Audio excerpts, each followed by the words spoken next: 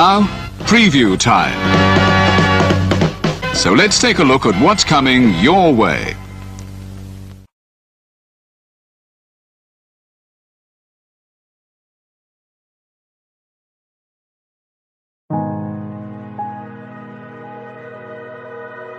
Gary Hebert, the man, the myth, the legend. I was amazed, and I was looking to become a better skater myself, and I wanted to be like Gary.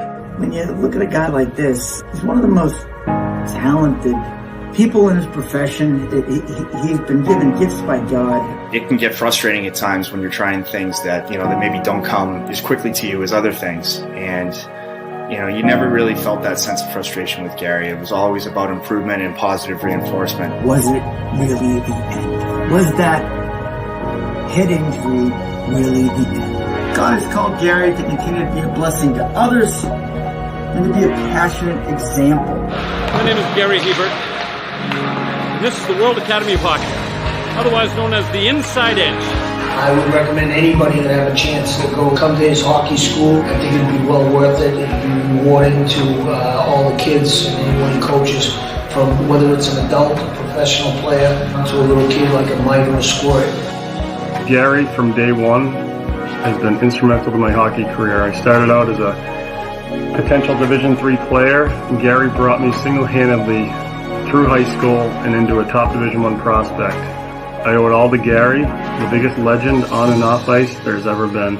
Listen, watch, learn, be confident, and have faith. Those are the answers I was brought to. Yet, I only now am really learning how truly important those 5 things are. Through preparation, through appropriate thoughtfulness and thinking, we can learn to untie the typical knots between our ears that drive us into underachievement and underperformance. And lo and behold, we can learn things to fulfill our God-given potential.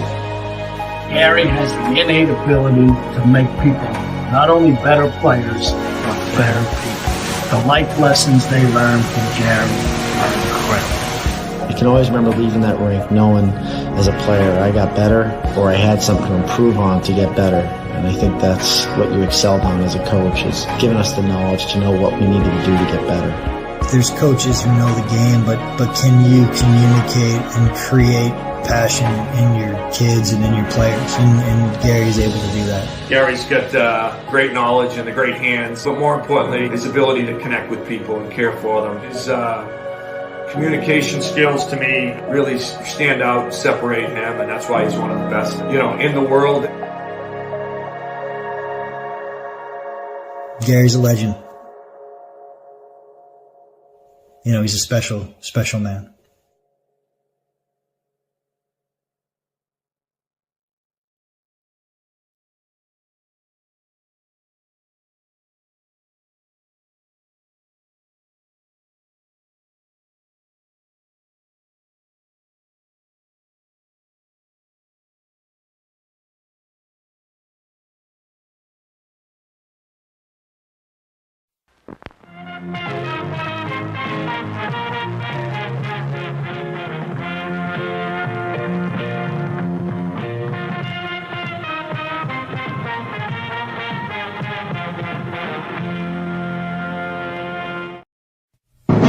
The Jeff Meacham Network's Multiverse of Media.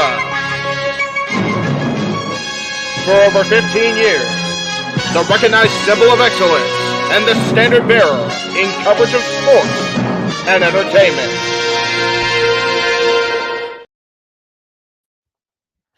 What is going on, everybody? Welcome to this GCW Josh Barnett's Bloodsport 11 watch along.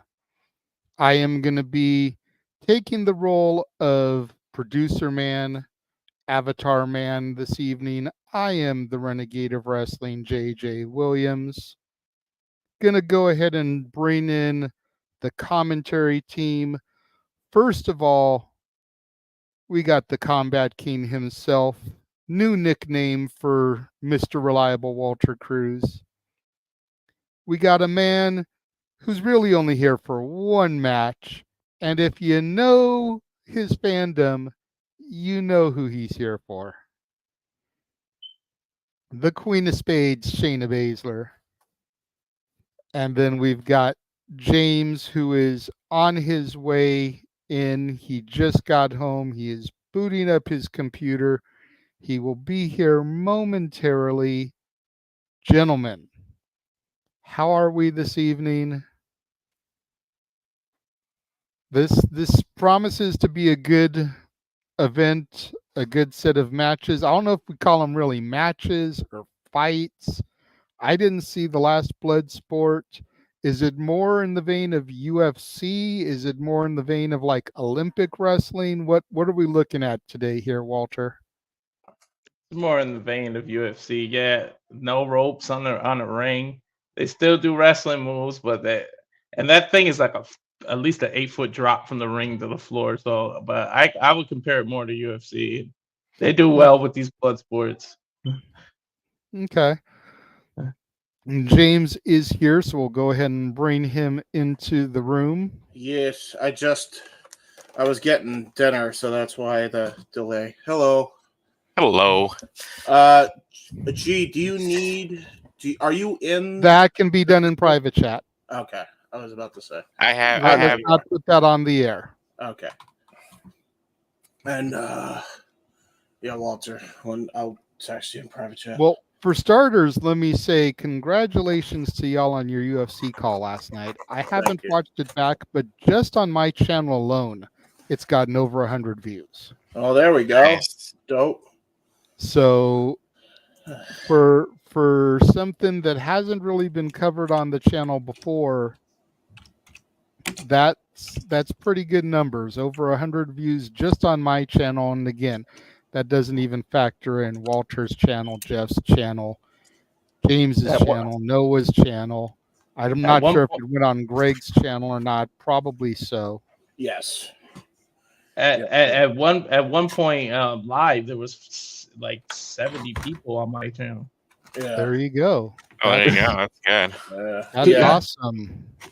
Yeah, it was good stuff. It was a good show, even though we had the technological difficulties and that funny clip exists now. You are live. Still haven't watched that, but I will. So good. All right, I'm gonna be off camera, but that's just so I can eat. So if you hear munching, my apologies. Well, Noah popped into the chat real quick to say, "Have a good call, gents. Me, you, and Shayna are going to try to take each other's head off, strike, and fight." True that. And of course, Safed is here, as he do. Speaking of Noah, we'll go ahead and get this out of the way now, and I'm sure we'll mention this a few more times. $40 is all we need to get Noah to enroll in Chase University and have to support Thea Hale Tuesday night as she challenges Roxanne Perez for the NXT Women's title. $20 to mine, $20 to Jeff. If we get it here this evening, Noah is locked in and he will have to support Thea on Tuesday night. Super chat, you know what to do. Exactly. And then again, should she win, Noah will be forced to get the Chase U t-shirt and have to rock it on the air. So, as James said, super chat, you know you wanna. Subliminal messaging. That's right. And remember, James does really cool and dumb teens on the internet. You're damn right. So, let's go ahead and let's start talking about this card, because there's definitely some stuff here that has my interest. And honestly, I feel like these blood sports have been the truest form of a forbidden door that we've seen since Bloodsport 10 this year. Right. You know, first and foremost, we've got Speedball Mike Bailey from TNA taking on Akira. No idea about Akira, so I'm not even going to try and speak. But Speedball Mike Bailey, one of a few different TNA talents that we've got on this show. We've got WWE talent, obviously, because Big G is here for Shayna Baszler. But what are you thinking about this match, Walter? Talk to me. Well, Walter is busy on the Discord thing, so I'll go for his place and then I'll throw to him. But I really like the match because I know Akira from MLW and other places in the Indies. I saw him tear it up recently in DPW. So match-wise, I think this is a very good one. It's definitely going to be a martial arts style affair. I think both men have jiu-jitsu and karate backgrounds. So, and then I think Akira might have a judo background, which might slightly edge out on Mike Bailey. And we know that Mike Bailey isn't exactly we know exactly doesn't have the greatest of luck in blood sports, considering he lost to Nick Nemeth, who is now the current TNA world champion, while he's the current TNA X Division champion. So, funny to see where they're at now since the last blood sport. But there you go. I think this is going to be a good match. I'm probably going to go with Mike Bailey to finally get the dub, though, somehow, some way. And now to Walter. Well, let the producer man produce first. Well, you were busy trying to set up for us, so I didn't want you to try to have to trimultask as opposed to simulcast or dual cast or multitask. You're already doing enough of that. Yeah, anyway, but, is it all right if I go now, JJ? I'd rather let the producer man produce, though. Not fair. I think he's off. That's what. Yeah. But anyways, yeah, I'm looking forward to it. It's good to see Mike Bailey have a title too. To be able, TNA gets to shine on this event. You got the X Division champ, and like you were saying, Akira is from MLW. He does have a judo background. I can confirm that. And Mike Bailey has his own martial arts background with the kicks and everything. And I'm looking forward to it. Mike Bailey, since I started rewatching TNA, really captivated me.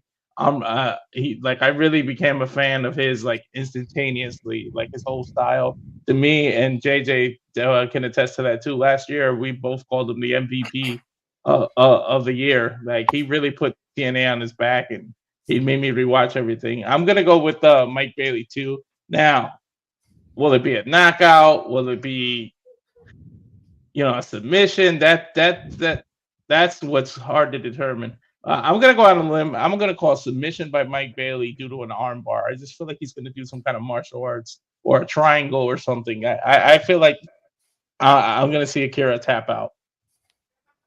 Okay, G, what are your thoughts here?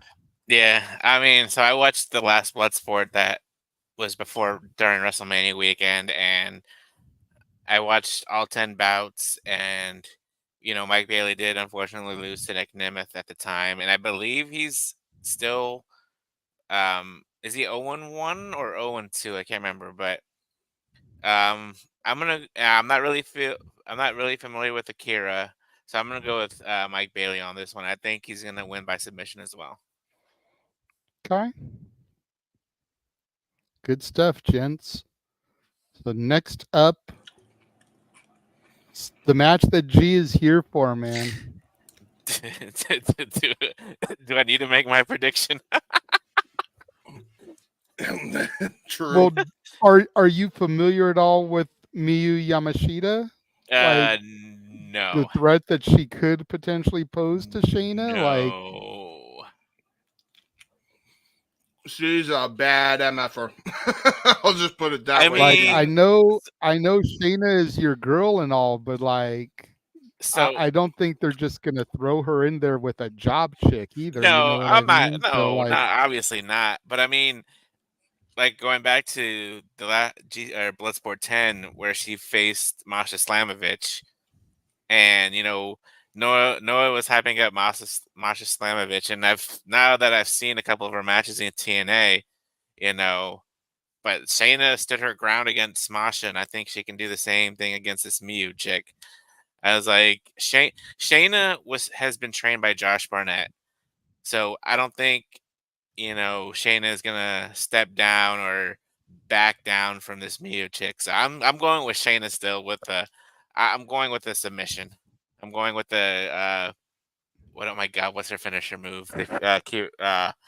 Oh my god, I can't think of it. The clutch, whatever the clutch is, her chokehold, pretty much. Kira Fuda Wow. clutch. We just Thank had you. Big B say, "What is her finisher?" I thought you were a fan, G. I know her finisher. I just can't pronounce it.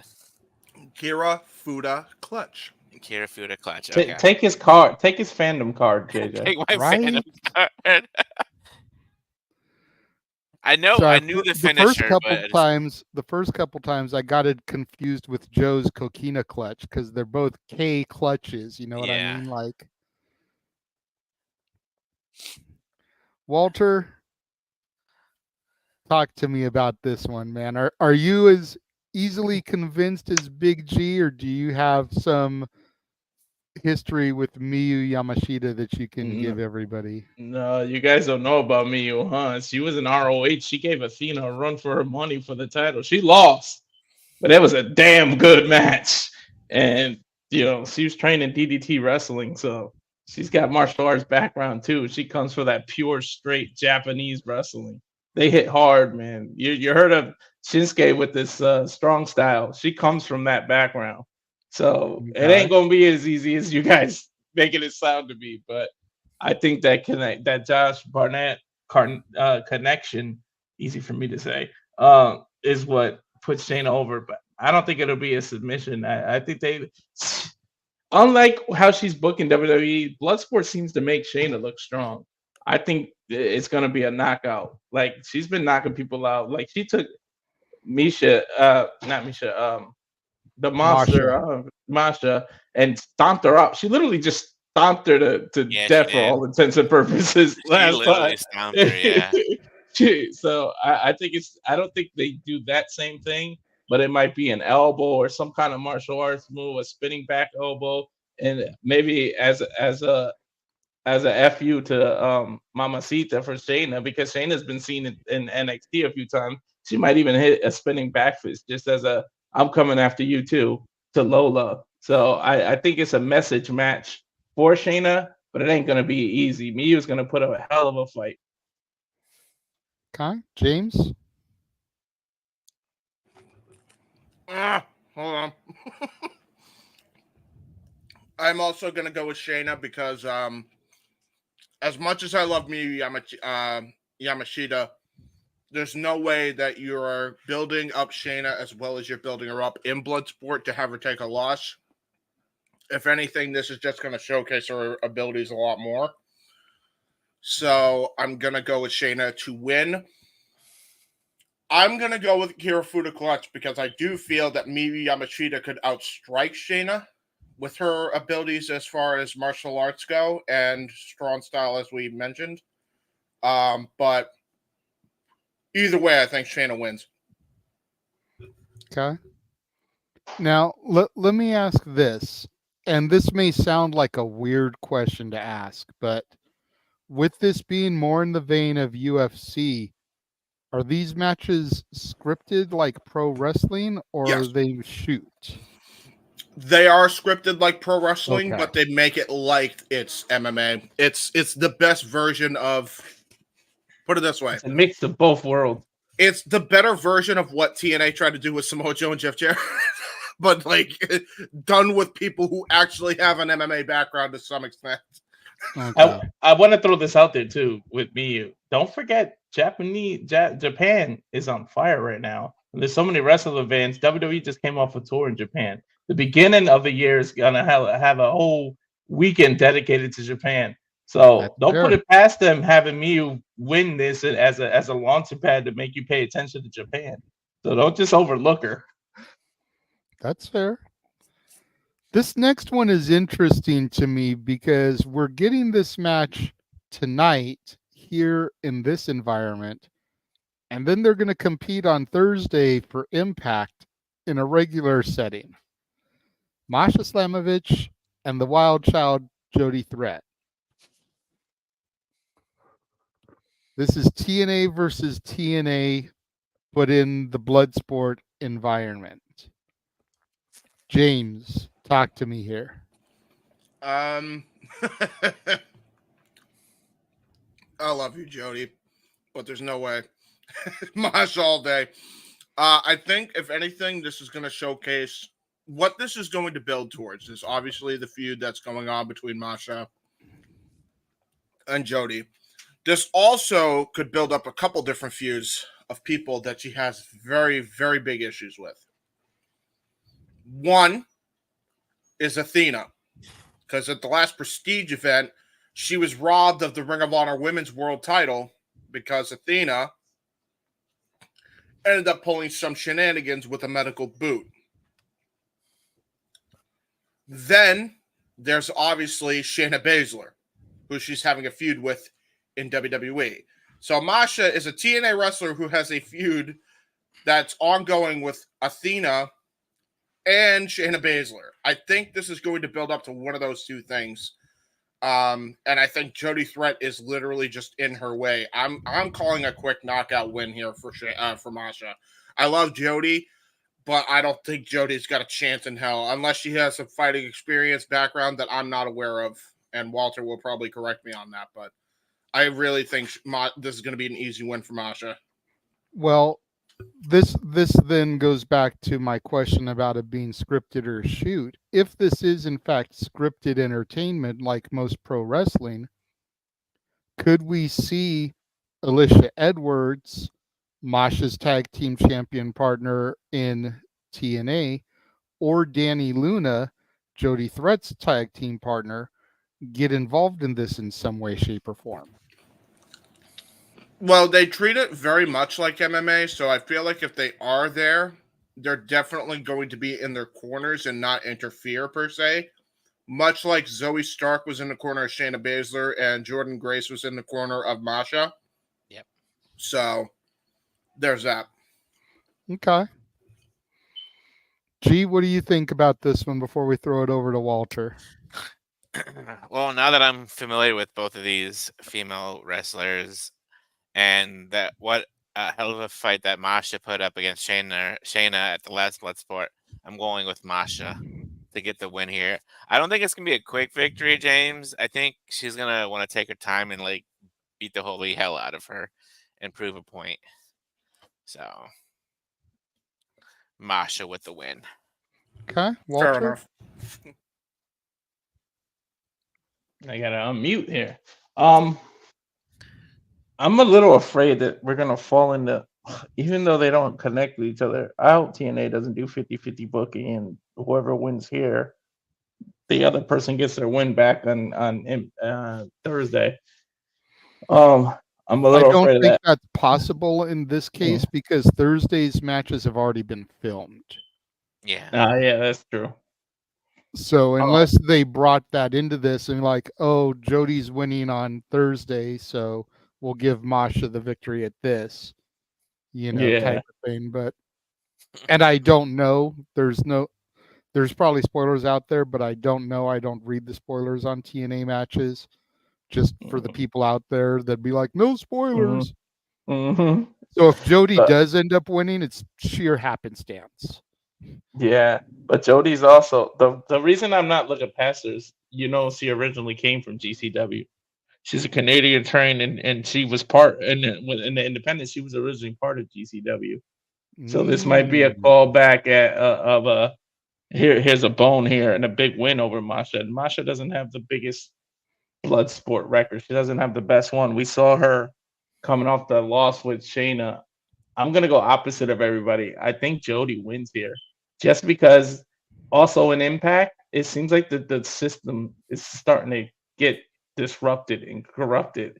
And though Masha isn't exactly part of the system, she's one half of the tag teams with the system, so she has to work within the system. And this might be the begin. Yeah, she's system by affiliation. Yeah, exactly. So this might be the beginning of the entire crash of the system. So I'm gonna go with Jody to actually beat Masha. That's fair. That's fair. I mean, I'm not gonna try to undersell Masha Slamovich. She's a bad bitch, but they don't call Jody the wild child for no reason. So let's just keep our eyes peeled on that.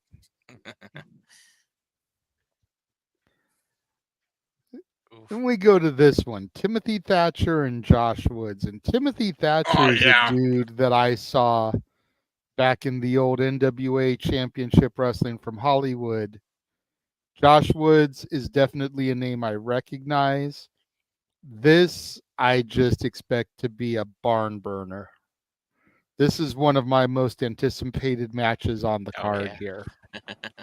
Matt Clinic all day.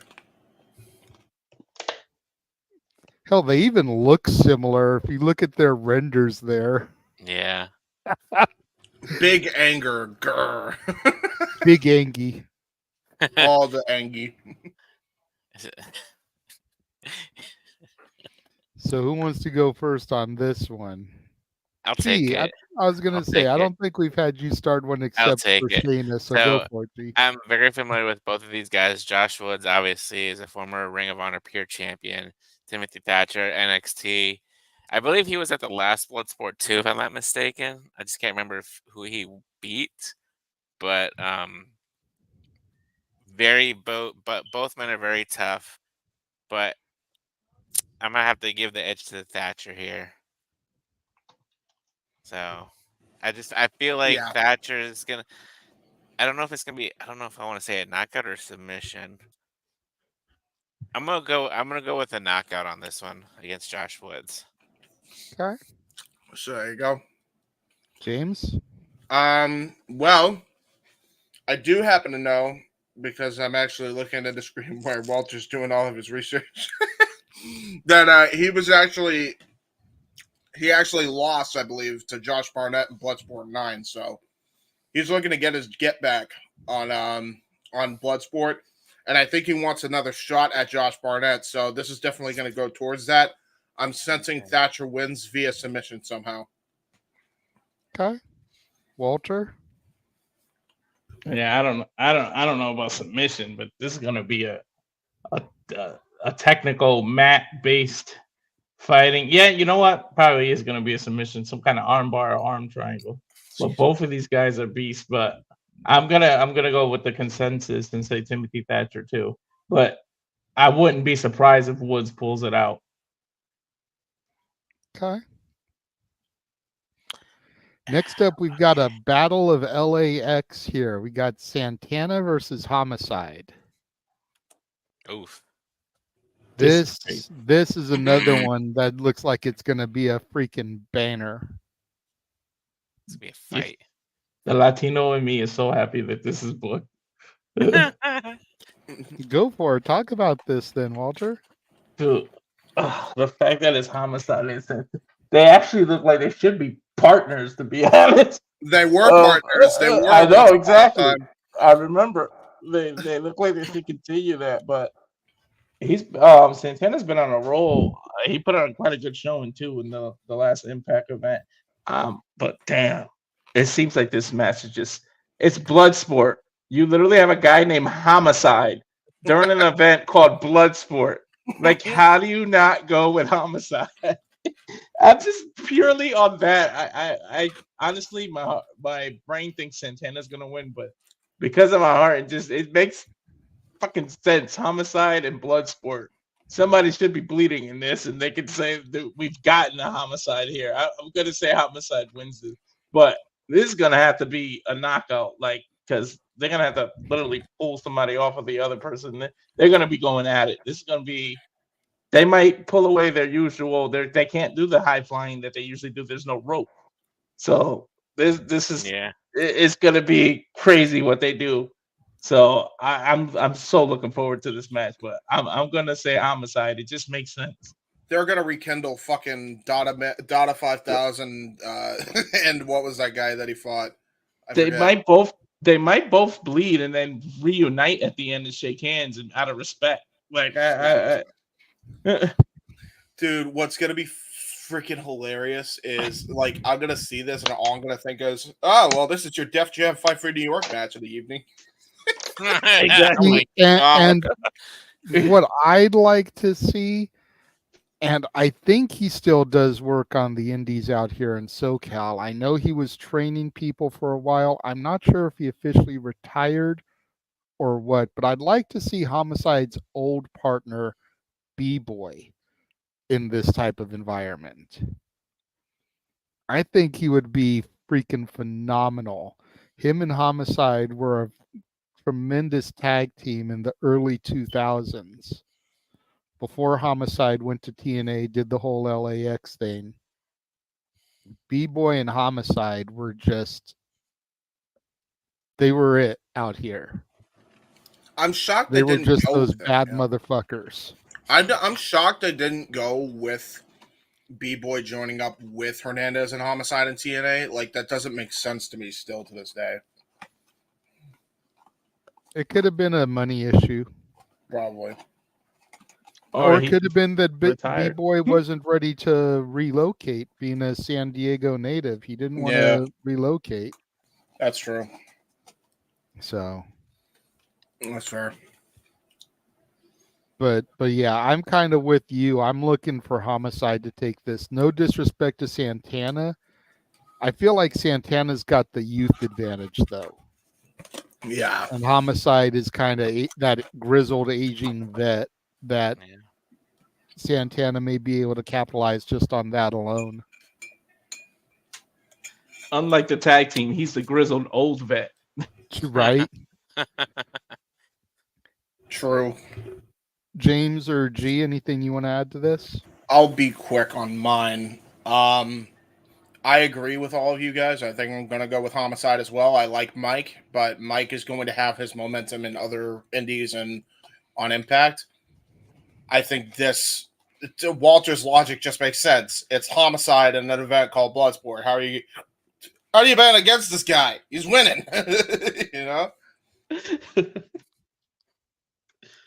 I'm gonna go but opposite. It's the same. I was gonna say at the same time, if Santana wins, you could be like, Santana just committed a homicide. He just murdered Homicide. Puns.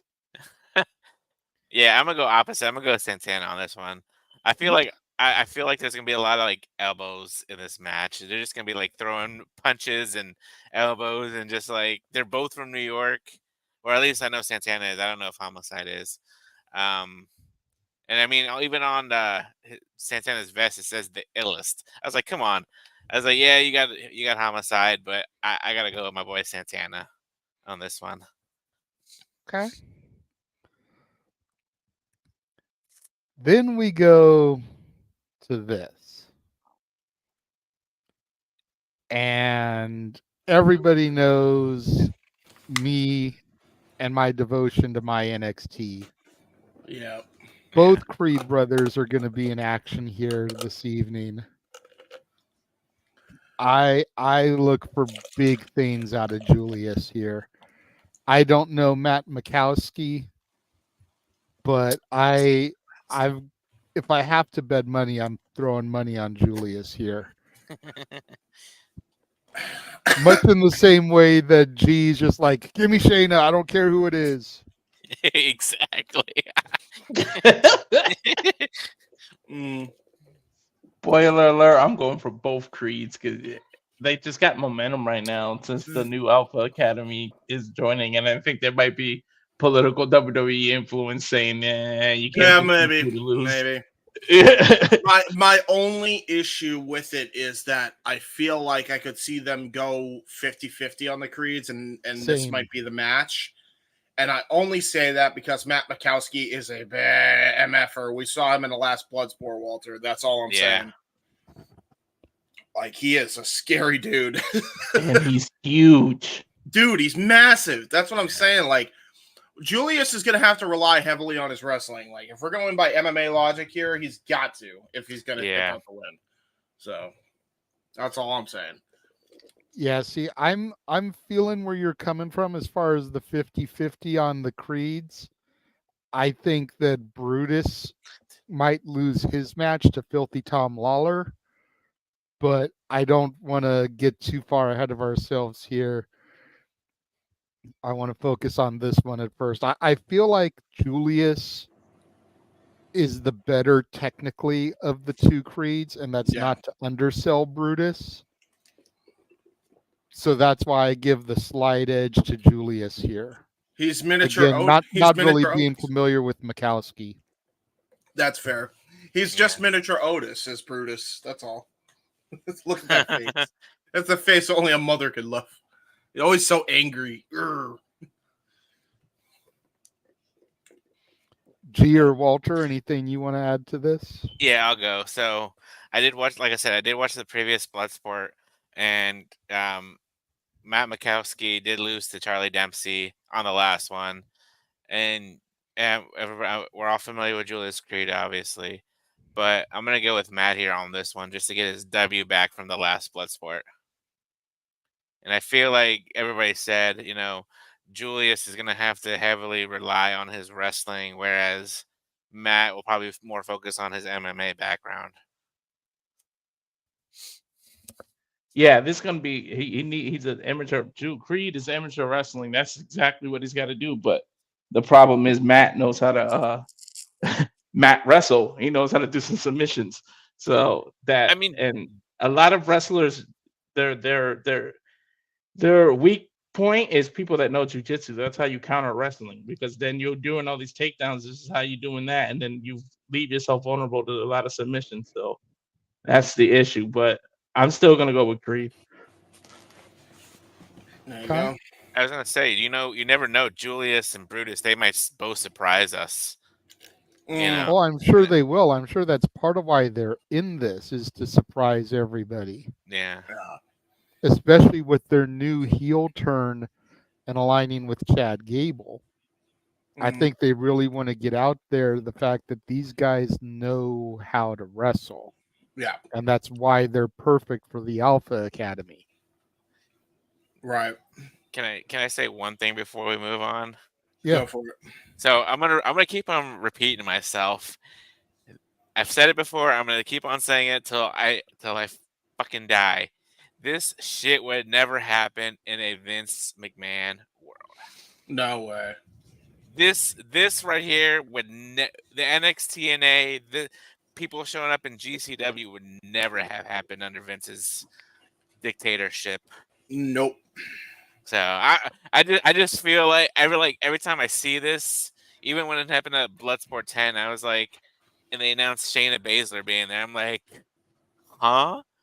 Vince never got over the bad taste of when he tried to do with Triple I before in that Royal Rumble, and many people consider that the worst Royal Rumble. I wanted to throw that out there. Not for nothing, but when you have Mil Mascaras say, I don't want anybody to eliminate me, I'll eliminate myself. I'll do a crossbody outside. No shit. I mean, he's kind of a prick. Vince is too, but And his son came out just as bad. Oh yes. Yes, we do. Anyways, on to the next match. Yeah. On to the next Creed, brother. Yay. And again, like I said, I agree with the 50-50 booking here. Filthy Tom Lawler is someone that I do know very well. That's why I feel like he may just own Brutus here. Yeah. Why does he sound familiar? Well, I'm not sure. I mean, he's been around the block a while. There's been reasons. I mean, I could give you one reason you might have heard of him. I can look it up. Okay. Unfortunately, he is friends with Brian Alvarez. Although he's the nicest of everybody, other than Denise Salcedo, that's a part of the Observer family. So he's pretty chill, at least, if nothing else. I feel like you could literally have a beer with Tom Lawler and be like, "Yeah, you're cool." I mean, he was on The Ultimate Fighter. Yep. Did UFC, obviously. MLW, New Japan. Okay. Yeah, I see now. That's why he looked familiar. Okay. Yep. One of the first of a breed that started the MMA to pro wrestling crossover. I think it was him, Riddle, and Chuck O'Neal. They were the three that started the whole pro wrestling to MMA transition. Little history lesson for you folks. There you go. I've got Tom Lawler in this one. Again, no disrespect to Brutus, but same. Yeah. There's no way. There's no way. Walter said he's got both creeds. Why are you going with Brutus over Tom Lawler here, Walter? It's simply, I just feel like there's some kind of political thing, like a political background that WWE said, we'll let you borrow these guys, but you They better can't win. lose them. Yeah, you can't. I can't make them lose right See, now because the momentum with the. And I don't want to think of that politics, but I just feel like they don't want them to look bad after the whole momentum that happened with the new academy. So Yeah. I don't know. see, Something's my just telling thing me. with that though is that I don't know how many of these other companies that loan guys over are going to want to continue to loan guys over if they're never going to get a W against a WWE guy. Yeah. I feel like there's got to be some loss for the WWE. And it's like we've got Shayna. Yeah. I don't want to see her lose. She does enough losing on WWE TV. We've got the Creeds. We've got Dempsey back. Yeah. You know, it's like there's.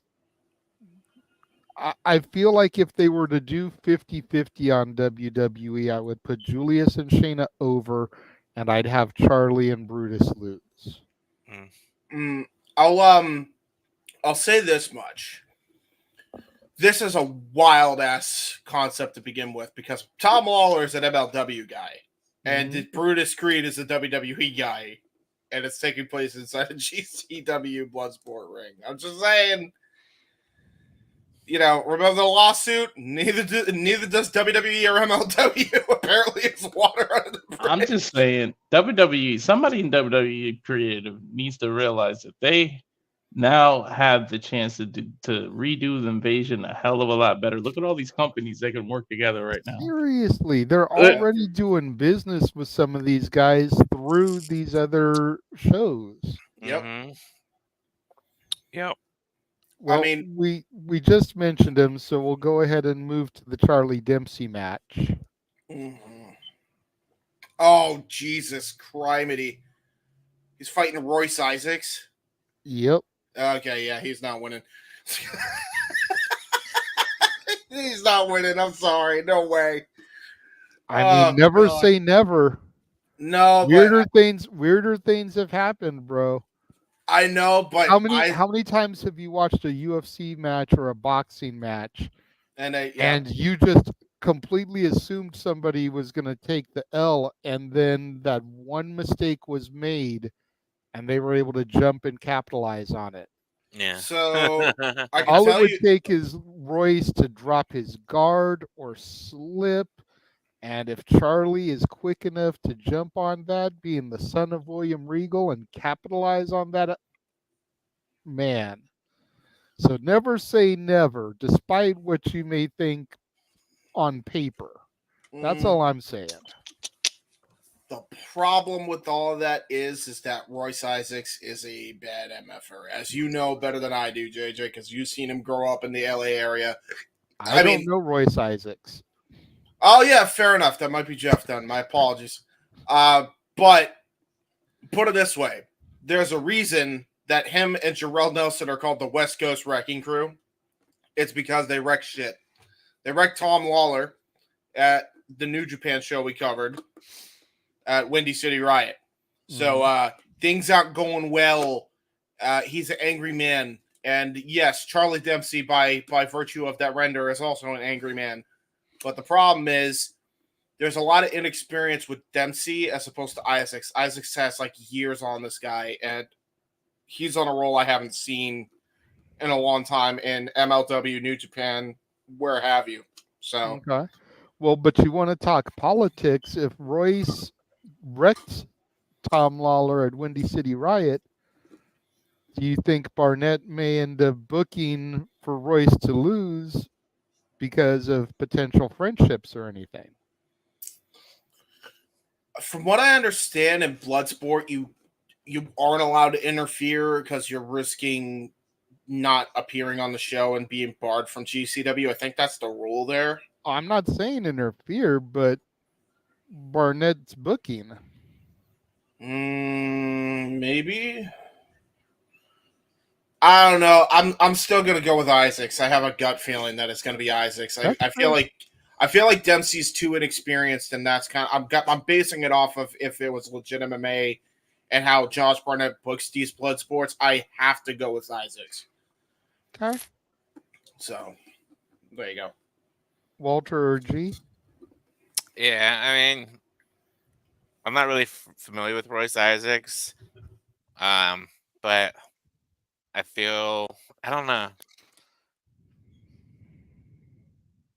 I mean, Charlie Dempsey did win his last match at Bloodsport, his first match at Bloodsport. So I'm gonna go with Royce Isaacs on this one. Okay. Walter? Same. I'm gonna go with Isaacs, but I just at the same time I feel like Charlie was built for this kind of environment. Like his dad just set him up for this, like training. You know, in real life what his dad went through and fighting in Blackpool, that combat at 15 years old. I feel like it's almost like their version of the dungeon. Like he put Charlie Dempsey through the ringer to prepare himself for this. So don't take it light, and I wouldn't be shocked if Charlie does pull it out. But I'm gonna go with Royce as well because some of these WWE people got to lose. Agreed. All right. This one, I have no knowledge of either dude. So I'll let Walter go ahead and start here. I'm kind of on the same boat with you, to be honest, JJ. James? I know who Brian is, but I don't know much about the other guy. Oh boy, I mean they look like they're angry. They look like they could They hurt each all other. look angry. Like I have not seen a render where anybody looked happy. How dare you? Like smile, guys. This isn't shiny, happy people holding hands. It's called Bloodsport for a reason. Right? That's true. I'm gonna go with the guy with the beard. Okay. There you go. He looks the angriest. Does that help? Oh, if he's going with him, I'll go with Brian Johnson. There you go. Let's go opposite. Is it because he's bald? I don't know.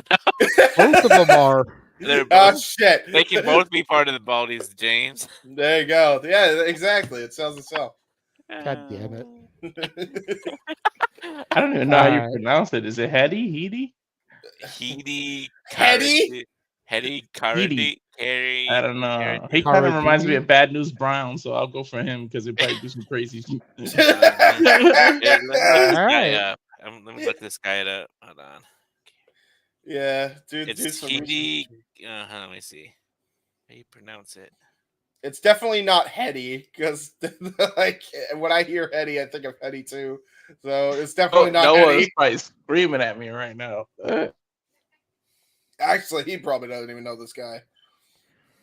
All right. And then the final match, I only saved for last because it's Josh Barnett's Bloodsport and it's Josh Barnett's match. Barnett versus Bad Dude Tito. Dude, yes. I mean, it's Barnett. Unfortunately, he's going to put himself over. But I want to see Tito get the dub, though.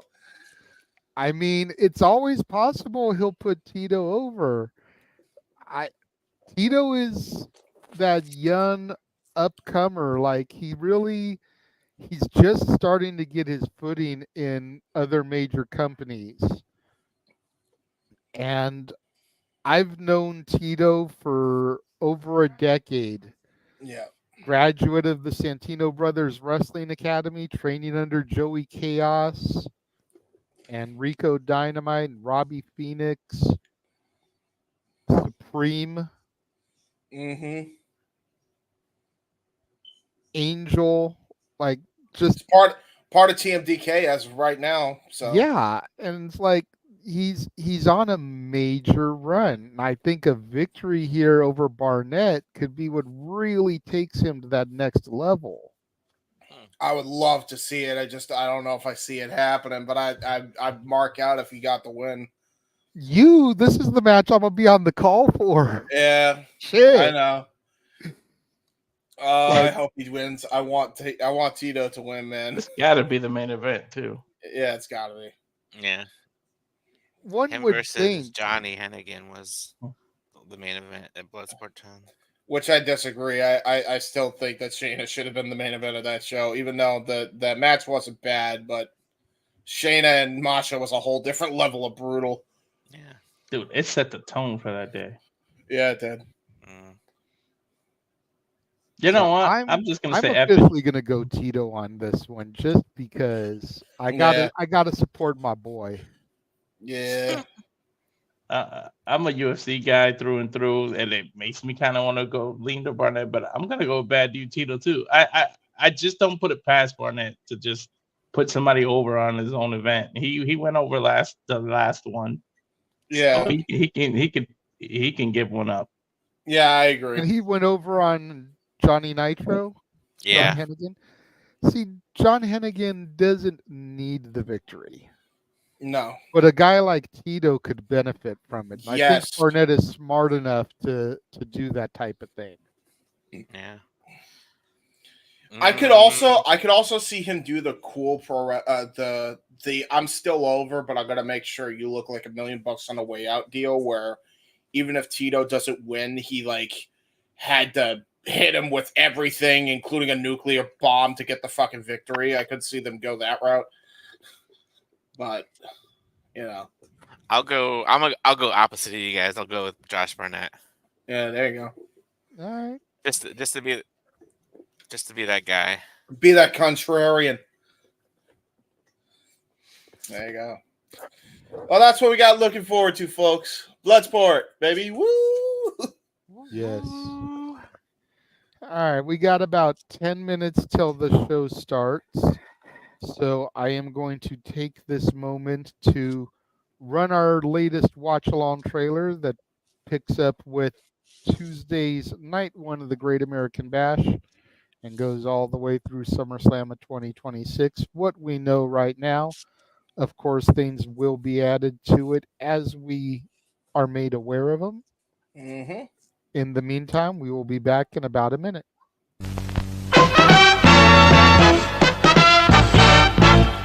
And now, preview time. So let's take a look at what's coming your way.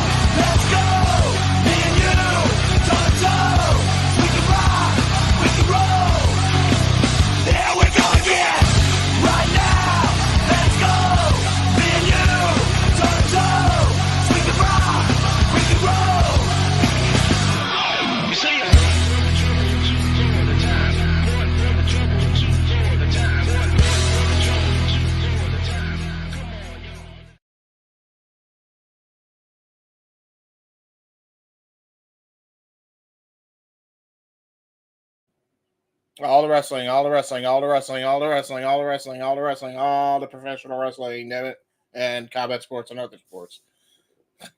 There you go. Oh, you should have seen the UFC one, by the way, because we were in charge of doing the Noah catchphrase. Walter and I botched the hell out of it. It was the worst rendition that we've ever done. It was great, though. It was funny. It was funny comedy, at least. We got people chanting Bloodsport in the chat, by the way. Everybody's looking forward to it. Nice. So, yeah. Where did Walter go? I don't know. Everybody is off camera. God damn. Well, I'm the only one on camera. So, hi, everyone. Hi, guys. Hi, Big G. He got his dinner. That's what that is. Hi. Yes. Big G said he was going off camera to eat. Yes. I was checking on the little guys because I'm alone with them right now because the rest of the family's out. You can stay off camera, by the way, Big G. I was wondering where the hell you went. Yeah. Yeah. But hello. Let's see what the what's it saying. I didn't even check. Let me see the countdown. Oh, 7 minutes and 6 seconds. Yes. By the way, Walter, I think if you leave the window up and not go full screen, it should work. But make sure you lower the screen because the screen's kind of blocked off a little bit. So if you scroll down on the actual sidebar, yeah, there you go, perfect. Cool beans. That way you can do your work. Make sure you have that window minimized and have your. What I'm trying to do, I'm waiting to go full screen, but it doesn't let you because it's just a countdown right now. Yeah. Right. Yeah. Well, I'm saying because I know you have to multitask sometimes. Yeah. So I'm thinking like if you want to have the window open, you don't necessarily have to go full screen. You can like have that as a minimized window and then have it like stretched out throughout the entire screen. Oh, like that? No, with the window thingy. Yeah. I'm just doing that because I remember the last time when we were doing UFC, we were trying to figure it out, and I figured out a method. Yeah. Cool. Also, thank you very much, good sir, for getting that free trial. That was a great help. Mm-hmm. Oh, I don't run out of emails. Yeah, well, no shit. We found that out. Yeah. So, yeah. And we instinct. Gee, you got 5 minutes and 40 seconds. Oh, he's eating. I forgot. Well, I mean, you could probably unmute while you eat. I'm at 5:17, so I'll have to like pause it. How do you guys usually do that to sync up? We pause and then we tell what we call a move, and then when we both see the same move, that's when we don't pause. Yeah, that's See, I'm at 5:10. I just hit 5:10. Yep, same. So, yeah, Walter and I are in sync because we are on the Discord. Yeah. And me and G are on our own accounts. So yeah. I can't wait though, man. Damn. I'm really looking for that. I know, G, you're looking for the Shayna. I'm looking for the Mike Bailey, man. I just there's something about that dude. I love him. MVP of 2023. Yeah. Mm-hmm. Yeah, for sure. When dude worked 3 shows in the same day WrestleMania weekend, I was like, okay, there's something special about this kid to get that booked. Mm-hmm. That's insane. And he's a champion in 2 different companies right now, DPW and TNA. Mm-hmm. He's DPW tag team champion with Jake something, and his tag team X Division champion in TNA. What was that guy from NXT that had like a Pac-Man theme when he came out? Like it was like Pac-Man noises, and he was like a big gamer. TJP. Yeah, that's what Mike Bailey is what he should have been, but they just never gave him the chance. Oh yeah, when they had him win the Cruiserweight Classic, he should have been like full on Street Fighter like type proto, and then they're like, nah, we're gonna make him nerd, and then we're gonna make him so not happy, and then we're gonna want him released after a year and a half. Good for TJP though. He got out of there where the getting was good at least. Yeah. Yeah, TJ is another guy that's kind of been through the trenches out here. Yeah, you think? He's been in the trenches worldwide, period. Like WWE ruined him, man. I was so upset. Like, how dare you?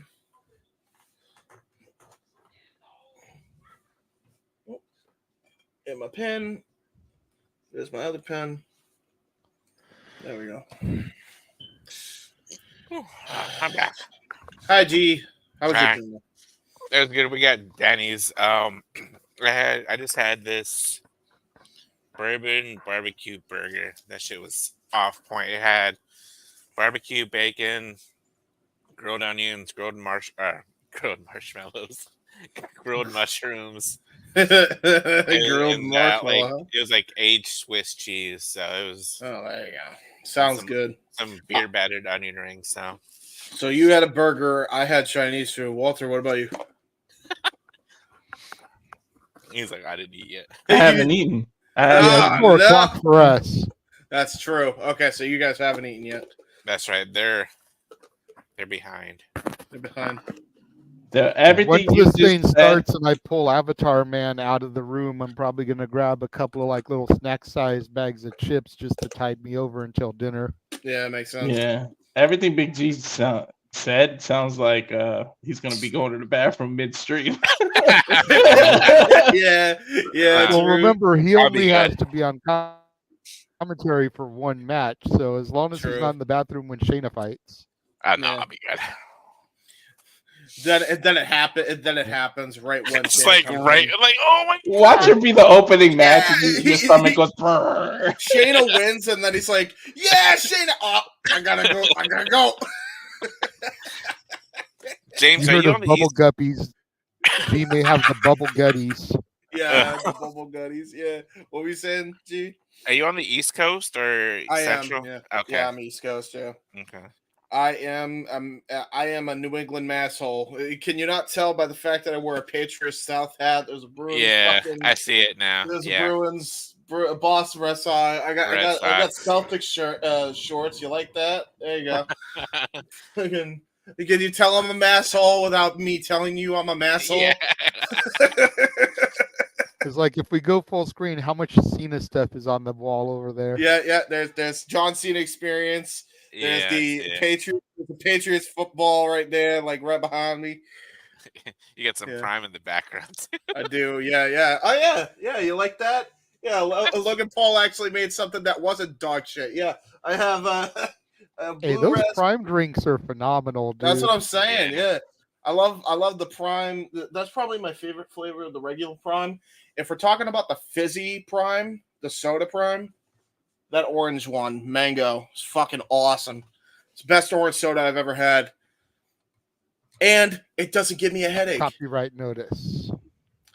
Copyright notice. All right, I'm at 5 seconds. All right. Oh, there we go. Starts in 6, 5, 4. Went to black. Juice it up, bowl. All right, so now we got Bloodsport 10. Ladies and gentlemen, we are live for GCW Bloodsport. They're recapping Bloodsport 10 as of right now. I think we're in sync. Walter, you're fine. And then let's see. We got a wrist lock right now showing. I don't know what you see, G. You see a tap of Matt I got the Mikowski? wrist lock now. Yeah, okay. And then it just transitioned into another match. Yep. I'm a couple seconds behind, but that's fine. Okay. So I don't know if you could pause, Walter, for like 2 seconds, and then unpause.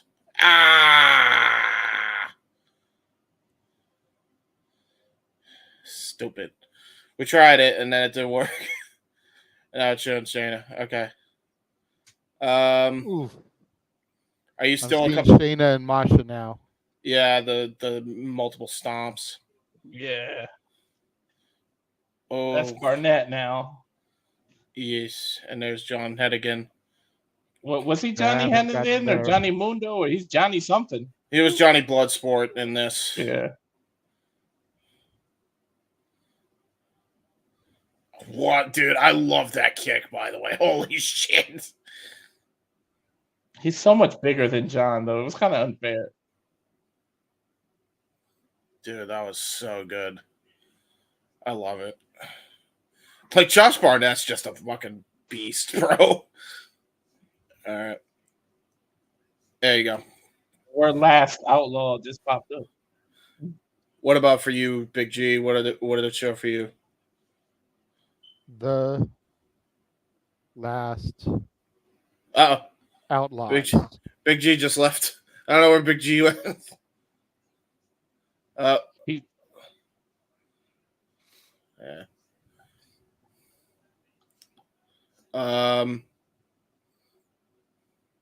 Yeah, take your time on that, Walter. We're trying. Lawn. That theme. I like this theme. It reminds me of the old ECW theme. Yeah, it's definitely the new version of ECW for sure. It's the most modern feel of it. There's Big G. Hi, G. I'm back. Do you see the crowd chanting GCW Yes. now? Yeah. Okay, cool. Yeah. Okay, I didn't even hopefully- realize they were in Brooklyn. Yeah.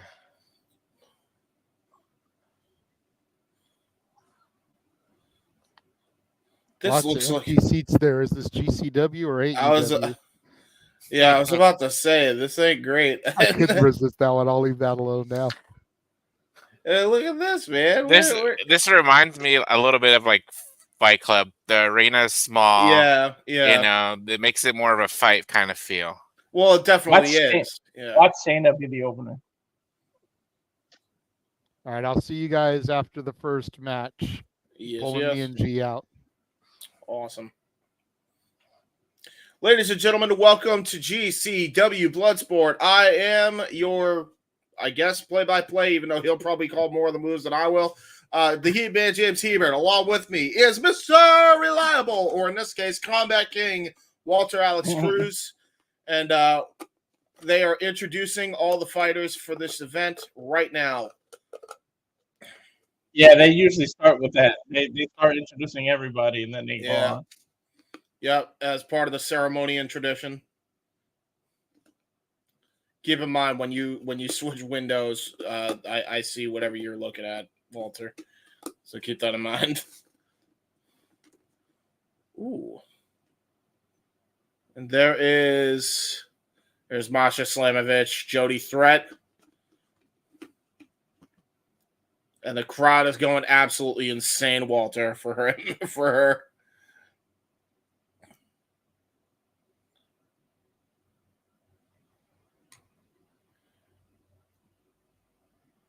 Who's that? That must be that's the bald guy, Brian Johnson, I believe. Oh no, it's the guy that Brian Johnson's fighting. My apologies. It's the guy Brian Johnson's fighting. I already forgot his name. My apologies. Oh shoot! Here comes Charlie Dempsey, son of William Regal, mastering the catch as catch can style in every match he's in. Member of the No Quarter Catch crew. And here comes, I believe that's Akira.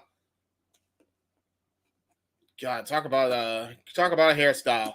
Got a pink mohawk, looking like he should be teaming up with Alex Zane of all people. Here's Speedball Mike Bailey, current DPW Tag Team Champion and X Division Champion. It didn't bring the belt at all. Yes, he did not bring either championship. I think he should have. I think it would have been cool.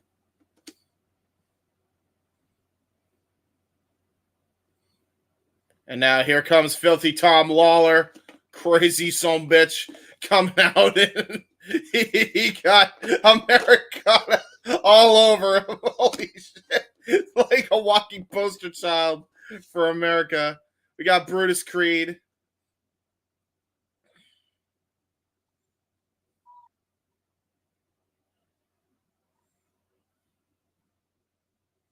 Mike Santana, baby. Oh shit. This is just going to be your Def Jam. I mean, by the way, Mike Santana, hometown boy, so is his opponent, Homicide. This is definitely booked for Brooklyn, if anything. Yeah. Give me a moment, James, while they're still introducing everybody. Yeah, I got you. Woo, boy, Homicide. Yeah, baby. That crowd went nuts for Homicide, man. Dude, these are Brooklyn boys through and through. 5105. I don't know who they're introducing next because you're on the screen, yeah. Okay. Bad dude Tito. Let's go. And that means Josh Barnett is to be coming out next.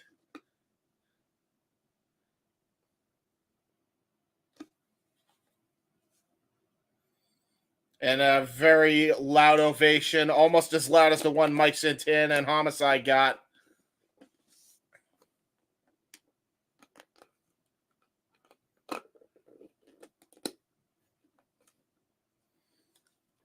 Oh, match number 9. Maybe this isn't going to be the main event. Huh.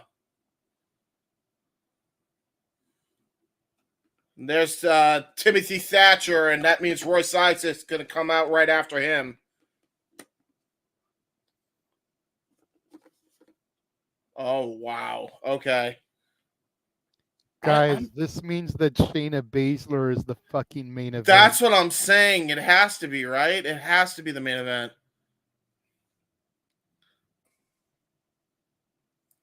Oh, yeah. Big G, your girl's Yo, main Shayna event. being the main of fucking event where bro. she needs to be at, baby.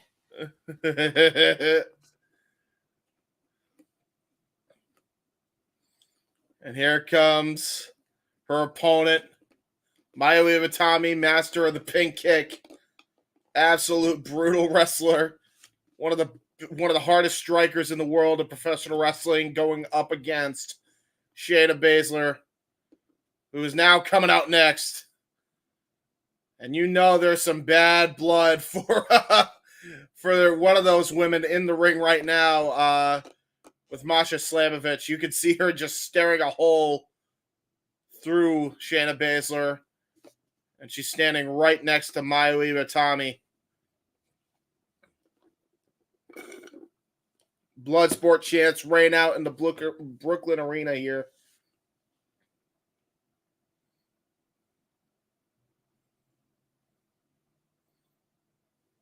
Uh-oh.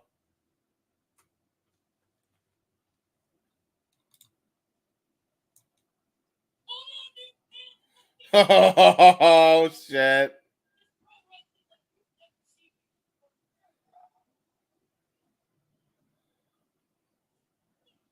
Shayna's the one who introduced it, which means she might actually be in the main event, bro. Holy shit. Okay.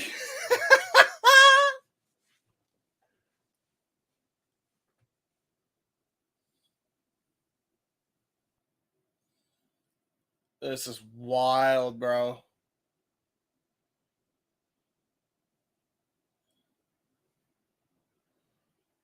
I love these ceremonies, man. It's so cool. Look at all these wrestlers from all sorts of different companies, man, just coming through the crowd here. Forbidden Door all day.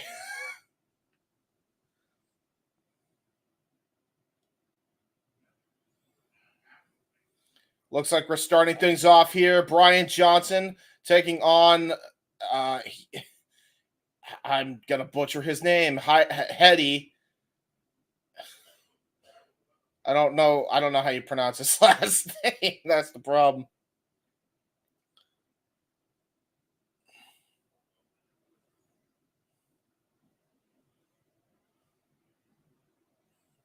Oh shoot.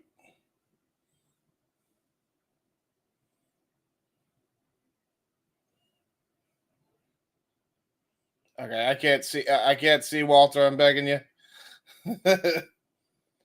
Luckily, we're just getting ready for the first match, so it's no big deal. But yeah, Walter's trying to get off the call as fast as humanly possible for the beginning of this match, folks. So bear with us.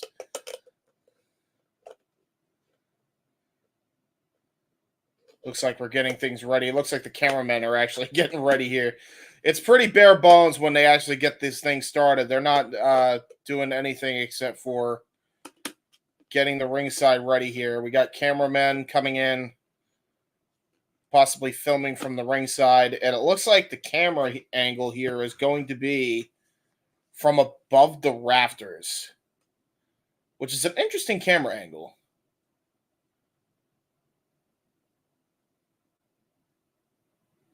Jesus Christ, when people won't shut up. Right. No, I feel that. Wow. Talk about healer. She's coming out in a Philadelphia 76ers jersey. Oh yeah. That was done on purpose for sure. Yeah. Yeah. He's trying to get his here in Brooklyn. Crowd booing him. Full on. Brian Johnson, he ain't the good guy here, and he knows it. He don't give a shit.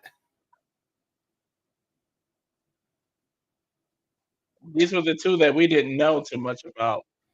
Yeah, this is going to be the opener contest here. And the last time there was two people that we didn't really know much about. They ended up setting the pace for the rest of the night. So it was the two Japanese guys last time. Yep, and this time it's going to be Hetty and Johnson here. Here comes Hetty now. Hetty looks like he knows a lot about some pumping iron. Yeah, dude. Goddamn bodybuilder physique here. Excuse me. Wow. Whew. I think this is the first time I sneezed on there. Damn. Oh, he's local. Finally, he's out of Philly. I mean, he's from Philly. That's why he did that. Oh, that makes sense. They booed the hell out of it. They booed the hell out of it when they said he's from Philly. You gotta love the heelish ways, man. I'm loving this. And look at this. The stare down here. Referee separating the men apart. They're circling around. I can't believe Shayna's the main event. Dude, that's so crazy. I'm actually shocked about that. And the bell rings. We're underway. Hetty and Johnson. What are we going to call them? I'm just going to call them Hetty and Johnson just for easy talking points here. Hetty now. Oh, my God. Look at the size of this dude, Hetty. That dude's got to be like 260. Pure muscle. Muscle. At least. And he's short. That's full shredded. Yeah. And we're starting out like MMA boxing. Here's a collar and elbow tie up. Oh, geez. Oh, man. Forearm shivers to the back. Now forearm shivers to the head. Trying to go for a clothesline. Got caught with a back elbow strike. And immediately, but he's got a good leg lock. Submission might come on. He's almost got him like in a fireman's carry if he was standing out, but it's a weird... but oh man, look at the way he's got pinned here. Holy hell. There is no pins. You can only win by submission or knockout. Yeah, but that was a great submission attempt here because that's still putting joints on the ligaments, even if it's not going for a pin. Stretch him out. He had his arms almost in the crucifix position and then just rolled him up to try to stretch him out. Yeah, that was a stretch muffler style pin. Yeah. Now here we go, going for the boxing technique again. Both men very good at the stand-up game. And now look at this ground and pound here by Hetty. And another reversal by Johnson. Nice, yeah, great reversal by Johnson. Here we go. Both men now just trading strikes back and forth on the ground. And now look at this. Full control by Hetty. Leg lock. That was brilliant. Brilliant leg lock by Johnson. Looks like it's a heel hook of sorts. Not necessarily an ankle lock, but a heel hook. Yeah, heel hook. Great into counter. A sharpshooter. Yeah, sharpshooter attempt. Maybe it takes his cloverleaf of sorts. He can't get the legs right. Oh, whoa, that's unique. It's a Texas cloverleaf mixed with an arm stretch. Oh, Jesus, and he's just kicking him right in the back.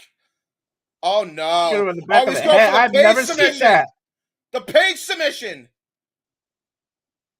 Oh, now going to transition into the Fujiwara armbar. Fujiwara armbar with the leg over his own shoulder. Oh, my God. Oh, Jesus Christ. What are these moves, man? And then a running knee strike knocks him off. Okay. All right. Jeez. Dude, he has about more... playing around. I thought I've seen every stretch muffler, but that was like 15 different stretch mufflers that Hetty did. Yeah. In It's Hetty. The crowd is chanting Hetty. Yes, they should. Oh, and there's Brian Johnson with the disrespect, spitting right in his face. Headbutt there. Spear. Using his now head Johnson going for the ground and pound. Hetty with a transition to an armbar. That was a beautiful transition. Yeah, it was.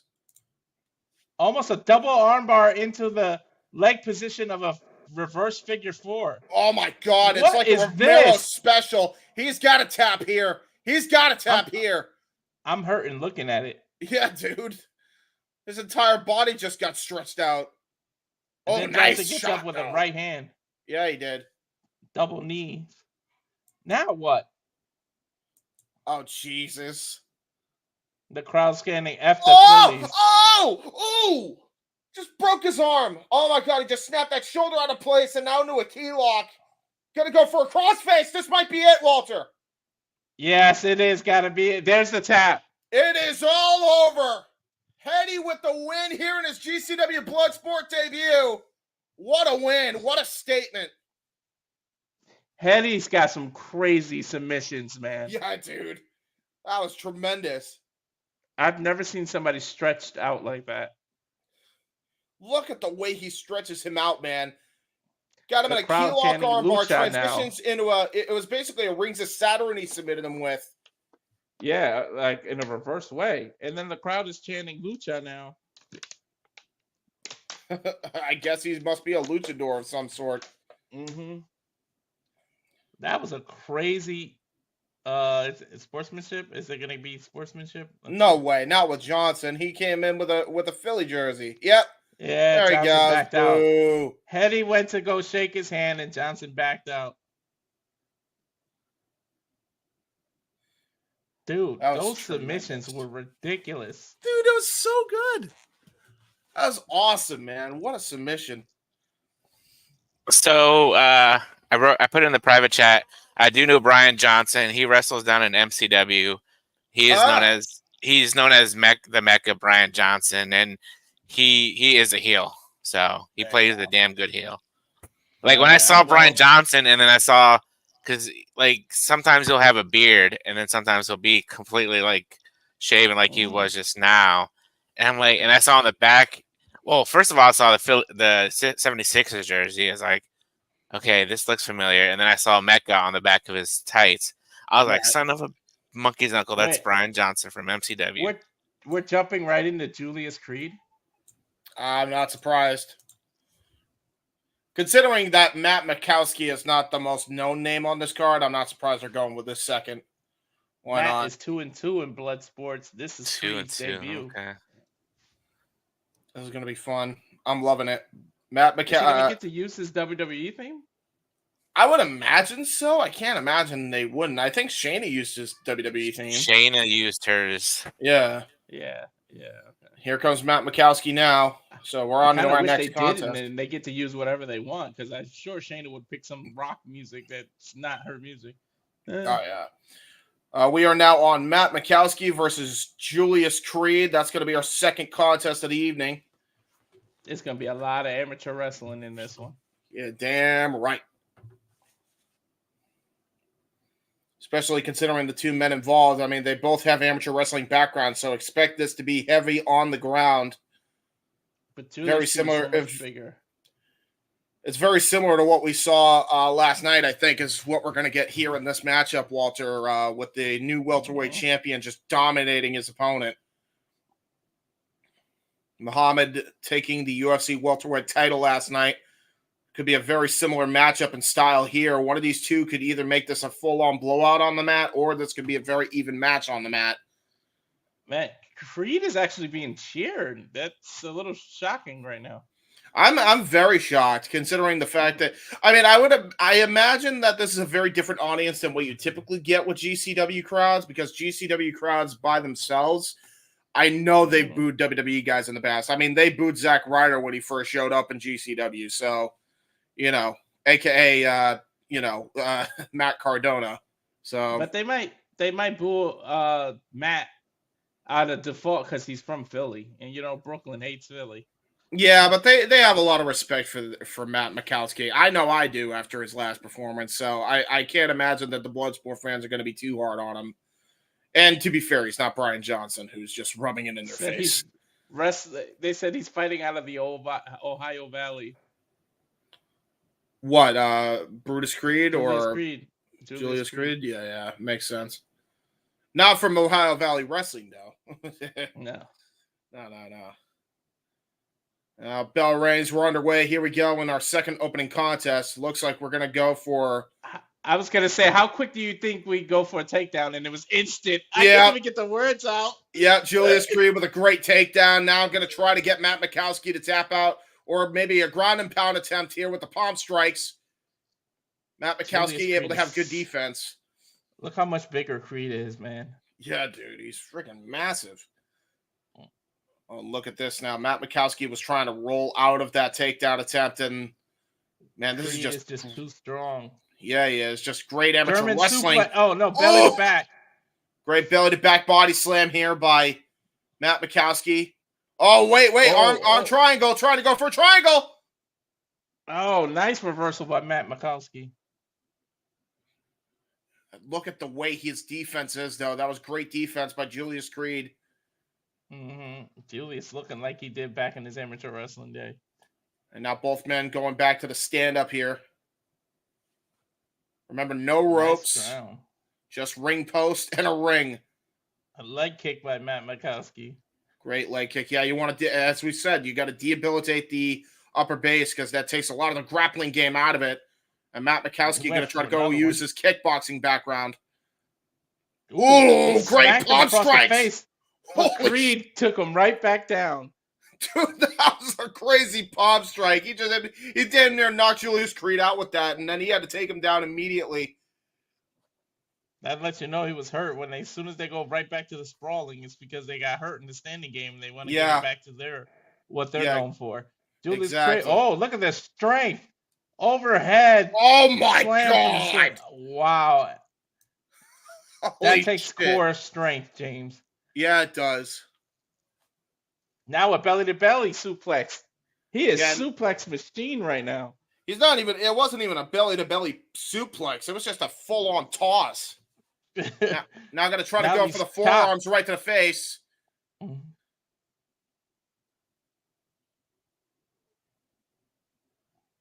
Oh, Jesus. He's a great grappler, Creed is. He's not known for his striking, but he's trying. He's trying with these forearms. Yeah, and that's the thing. I think we know the strength of Matt Mikowski in this type of matchup because Julius Creed is a former amateur wrestler, and he was top of his class in amateur wrestling. Matt Mikowski has got a tough order in that department, but if he can hit a lucky strike like he did just then, he may have this win here against the WWE superstar, and that would be crazy. And look at this! Oh, he's got him! He's trying to go for the cross arm breaker here. Armbar. Oh, look, what a reversal by Creed, just using his full height to his advantage. That was tremendous. And now he's going to try to get him in a pin position here, try to break the grip. And now going for the ground and pound again. Elbow strikes to the head. But great defense by Matt Mikowski.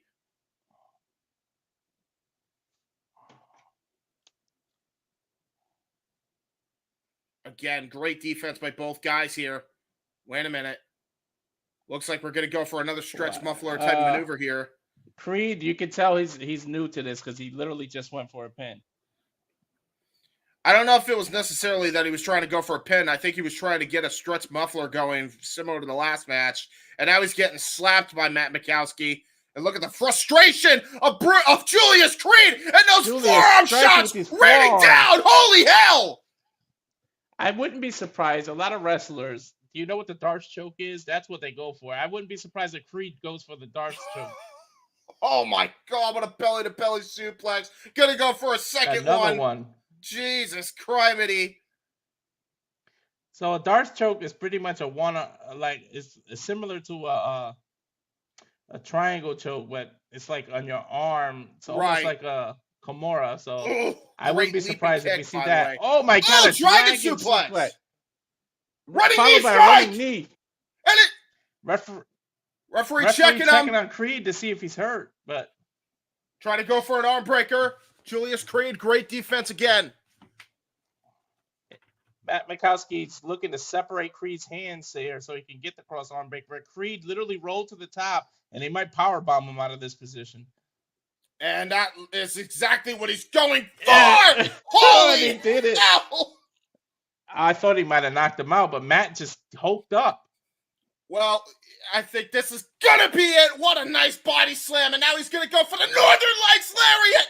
Going for the forearm shot. It is all over. It is all over. Julius Creed with his first win here in Bloodsport. By knockout. What a hell of a clothesline. It was those forearms that we saw earlier. He was doing the forearms. He got clean on the head this time. But it was because he got the wind knocked out of him, Matt did, by that slam right there. Dude, as we take a look at the replay. Referee jumped and made sure Creed didn't do any more damage. Yeah, that could have been bad for Matt Mikowski if he got any more forearms in. Hey, he's a better referee than the referee we saw last night at UFC, I'll tell you that. Yeah. Hunter, if you're watching this, GCW, this is how you book Julius Creed. This is how you booked him. Dude, he booked him like a monster, bro. Wow, dude, that was so Told good. you. I told you. Dude. Something about Julius that has just been so impressive since I first saw him as part of the Diamond Mine in 2.0. Yeah. Yeah. Definitely. Something always about him had my eye as opposed to Brutus.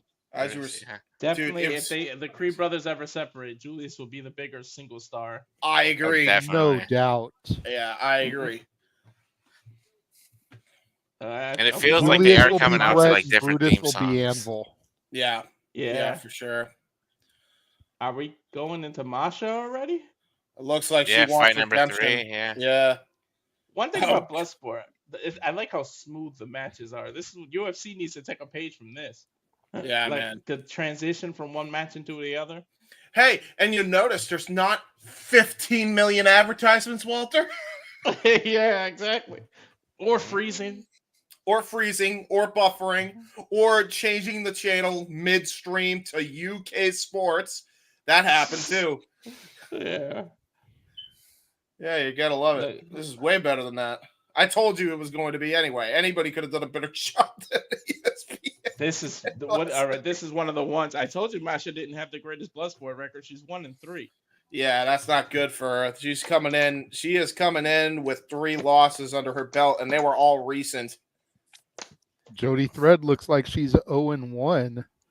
Yeah, so she doesn't have the greatest record either, but she is a GCW original here. Running. They just made a mistake in production. They showed Masha Slamovic's name under Jody Threat. Yeah, they did. Botch. Botch. Jody Pull the Threat Noah with her own Foster version card of, here. Botch. Yeah. Jody Threat with her own Ultimate Warrior entrance. Like, what the hell was that? I love She's it. the wild child. She always does that type of entrance. Yeah, her and Danny Luna have been doing it lately. So, Spitfires type entrance. What can you do? Here we go. I'm really looking forward to this one. I'm looking forward to complete, utter domination. I'll tell you that right now. I really do feel that Masha Slamovich has a reason why she's going to win. And look at this, man. Masha 2 belts coming in. She's got her titles. I'll tell you that right now. Hey, maybe Speedball Mike Bailey comes out with his titles if Masha's coming out with hers. Masha came out earlier when they were doing the introduction. She didn't have them, so she saved it for her entrance. So, yeah. There you go. It's doing the same thing. Look at that, man. I love the fact that she's a world champion in the promotion and the fact that she's a knockouts champion in TNA. You gotta love the visual of having 2 championships. No system either. Masha seems to be the crowd favorite. Oh, yeah. No doubt.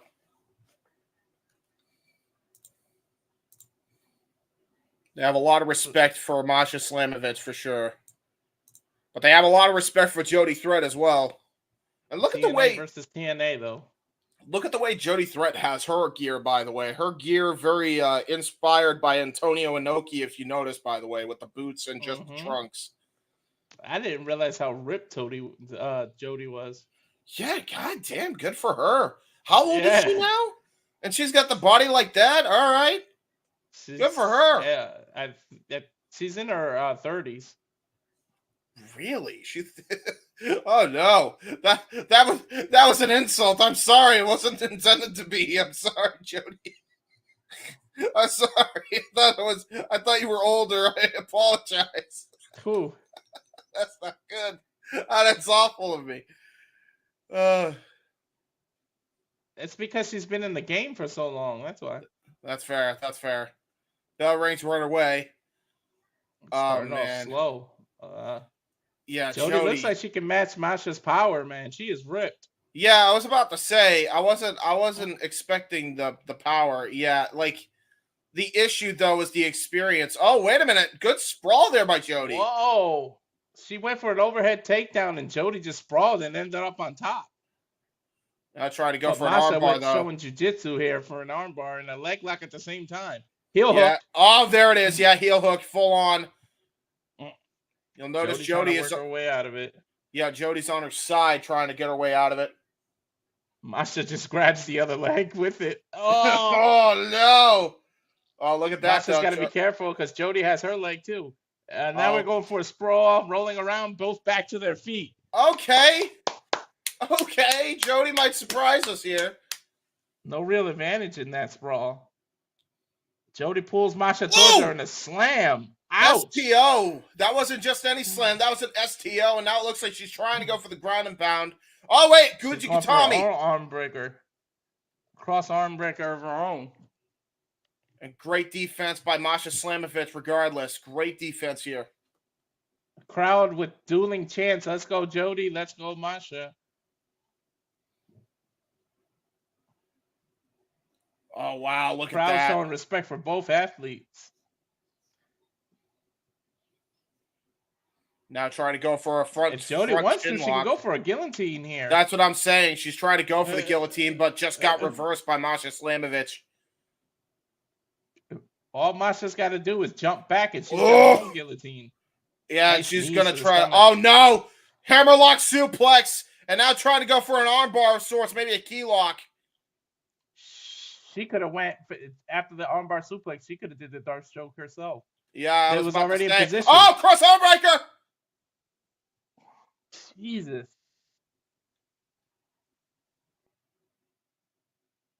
And now Jody threatened Jody's again. trying to reverse it. If Marsha could just break Jody's grip and her hands apart, she can get it. But she might get picked up and powerbombed here, James. Oh, Jesus. There's that power you were talking about, Walter. Holy hell, what a powerbomb. She landed right on the back of her head.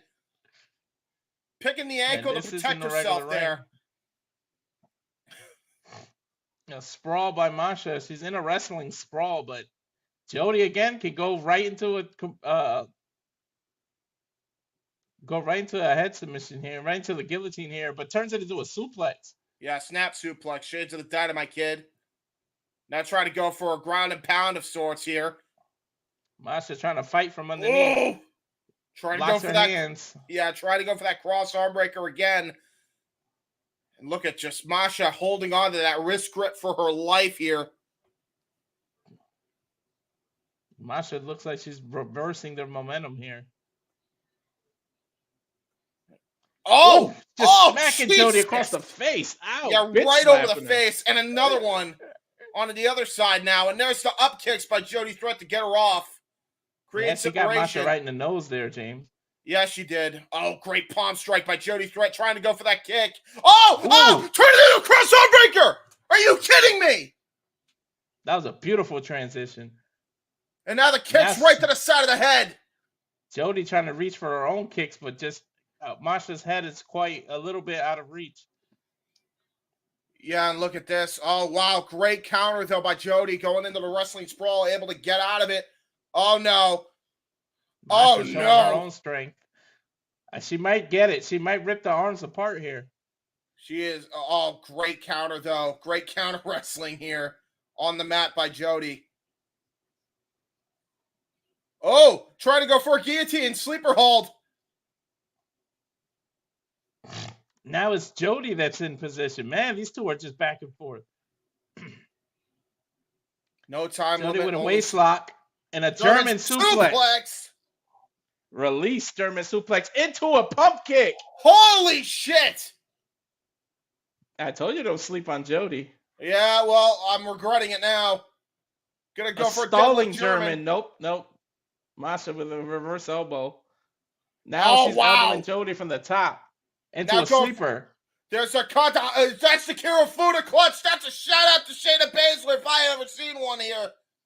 She's got it locked in deep. Jody trying to punch her from underneath, but her legs are wrapped around her, restricting breathing as well. Jody might have to slam her from the back here if she could get back on her feet. And it looks if like she could get Masha high on her back, she can flip her off. It looks like she's breaking the grip a little. Yeah, that was. Oh, Jesus. Oh, pump handle suplex! Running knee strike! Into a knee bar. It's over. It's done. It's over. It is Masha all knocks over. Jody out. Brutal knockout shot. Masha standing tall, looking strong. Tremendous Jody was matchup. out of it. That pump handle suplex into the running knee strike. Look at that. Basically a shining wizard-like knee into those ground and pound forearm shots. And that was all she wrote. Masha pretty much shouting out Bryan Danielson after first shouting out Shayna.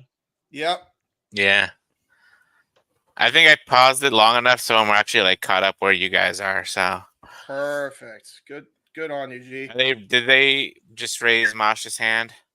Yeah. Okay. Yep. Okay. Yo, what a fight that was. I'm not gonna even call these matches. These are like bouts. That's what I'm saying, man. It's a pro wrestling MMA hybrid, full on, man. But I told you guys not to sleep on Jody Thread. You guys were trying to undersell her. Yeah, I did not realize how in shape she was. Not me. I gave Jody her credit. I did not realize the wrestling ability she had on the mat. So good on her, man. She showed me something I didn't even know she had. So I got to give her credit. That was awesome. And now we're in an ad break. Walter has to step out and probably use the bathroom. So yeah. I guess if you want to, JJ, since they're doing an advertisement for their next show, we do an advertisement for what's coming up. Sounds good to me.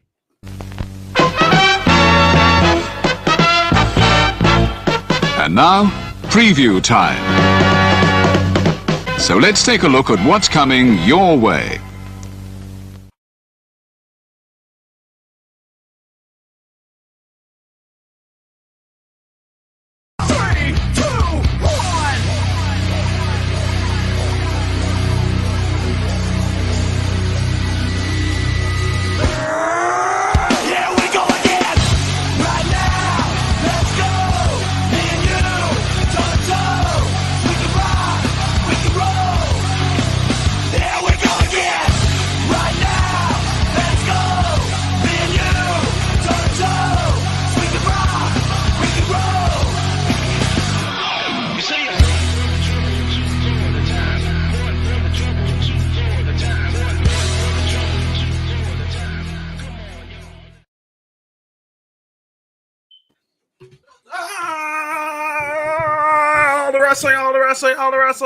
All the wrestling. And yes, by the way, ladies and gentlemen, Jinder Mahal was in GCW. That is not a mirage. And he looks way better as a result, I think. No, he's not. That's not a mirage. That is the Maharaja. Aha, puns. So Keep yes, in mind, he can't use the gender name because I believe that's WWE copyrighted. Yeah, so I believe he's Raj the Maharaja. I think that's his full name. So Dempsey already pulling up. I'd love to see Jinder and how he would do and fare in an event like this. I'm not gonna lie. Since Jody Threat showed me she actually has a wrestling experience, I'm curious on how Jinder would do. Charlotte Dempsey up next. It would have been smart to actually book Ginger on this. Yeah, dude. I think it would have been a great showcase for him, to be fair. Especially considering he's got that Colossus Slam. I know he's not coming out with Gangster's Paradise. He sure is. And now I can't see anything. There we go. Just give me a second. Wow. That's amazing that he did that. You gotta love it. Royce Isaacs, baby. Gangster's Paradise. And now he's got the Colorado jersey, so he's coming in as the heel for sure. Right here in Brooklyn.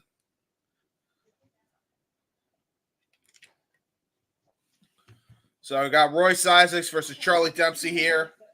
You know this is definitely going to be a Matt Clinic. There's no shortage on these two. Coming into Gangsta's Paradise is one thing, but if you're going to use Coolio, commit to the gimmick. Have the hair too. Right? Well, I mean, it's kind of hard to have the hair. He is bald, JJ. Have you never heard of a wig? Right. That's true. He could have came out with dreadlock wigs. And now here we go. Looks like he's going to be taking the jersey off now, and now this is going to be an interesting one, man. I see his father in him so much. Yeah, dude. And the crowd loves him. I believe he's coming off a win from GCW Bloodsport 10, if I'm correct. Mm-hmm. So Royce Isaacs definitely has got his work cut out for him, but if anybody can stop the momentum here in Bloodsport of Charlie Dempsey, it's definitely Royce Isaacs. Royce is 240 pounds? Yeah, man, he's a big boy.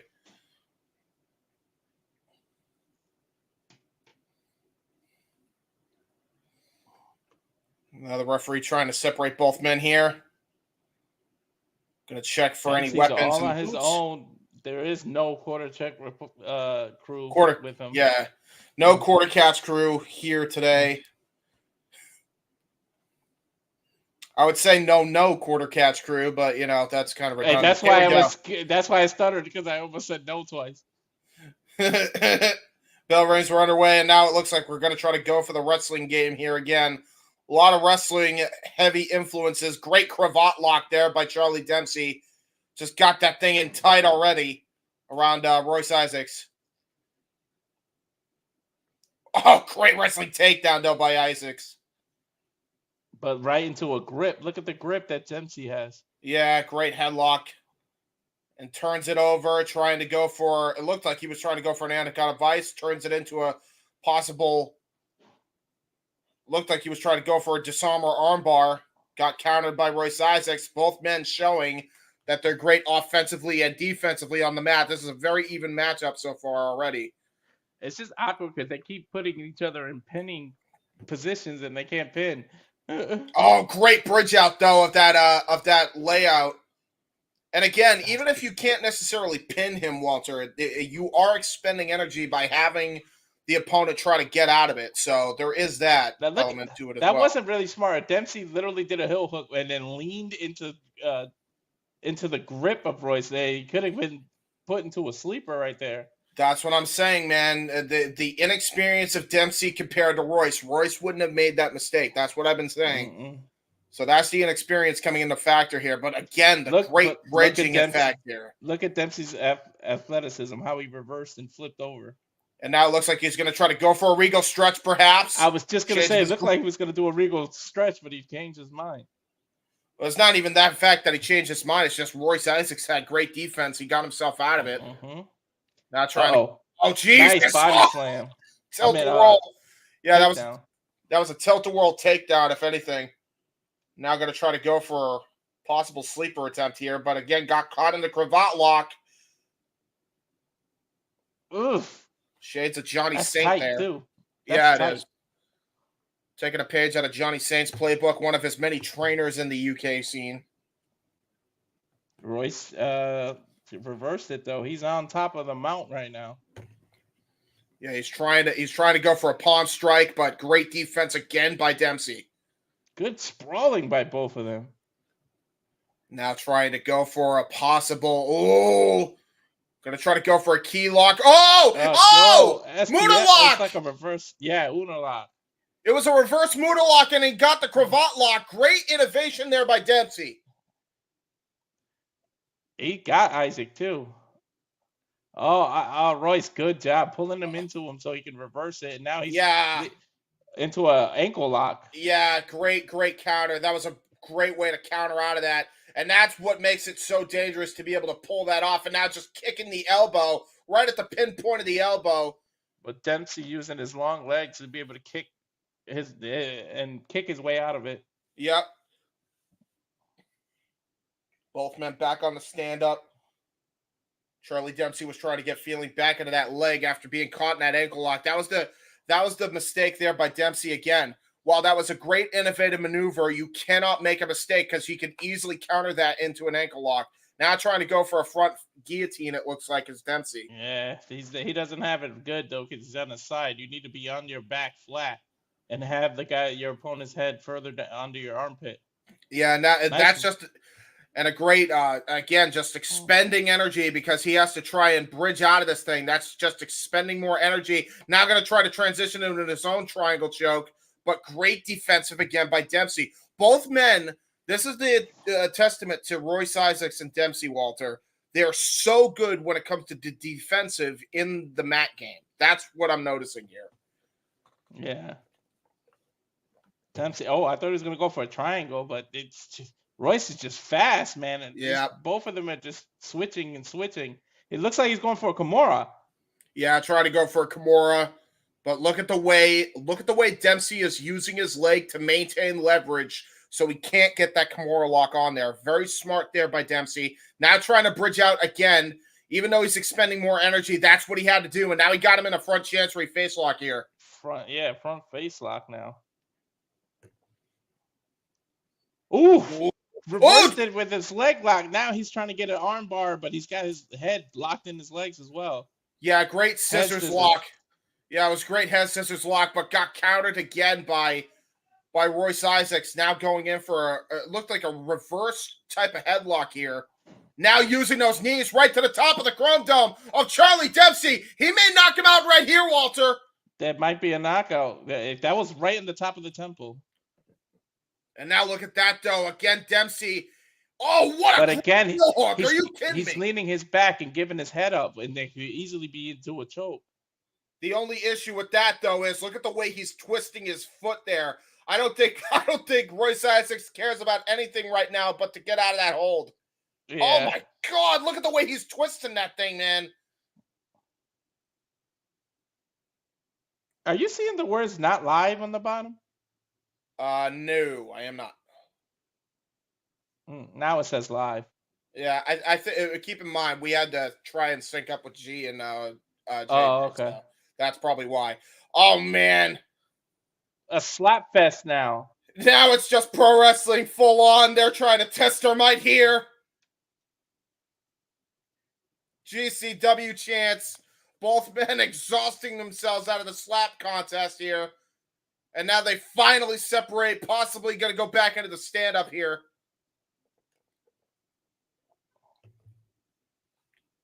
Oh, what an uppercut! A European uppercut. Now going to try to go for those forearm shots to try to go for the TKO victory here. Stomping his head again, a third time, kicking him in the head. You know his dad was the master of those European uppercuts. Oh! Up kick! And now the knee strikes by Isaac. He's got him in a Muay Thai plum, and then he lifted him with the knees. Oh, fucking arrow! Into a guillotine. That was a beautiful transition. That's it. It might be over here. He's Dempsey got it locked tight. Here. It's tight. He might go to sleep. Forget tapping out. Oh, my God. The resiliency of Dempsey to be able to still be conscious. Going to try to turn this into a suplex, perhaps. It might be a Northern Light suplex. Exactly what he turned it into. And he deadlifted him, Walter. Into a Northern Light suplex and into a Kimura. Tremendous counter wrestling between these guys. It might be over, though. That Kimura's in deep. Yeah. Oh my God. And a knee to the gut. Oh, and Jesus. A dragon suplex. No, not even a dragon suplex. A butterfly suplex into a sleeper hold. Into a butterfly sleeper. Oh my God, these two are evenly matched. You got to be kidding me. A crossface. Trying to go for the Fujiwara armbar here. This is ridiculous. This is wrestling, man. This is so wrestling. Mat wrestling at its finest, and now transitions into a leg lock.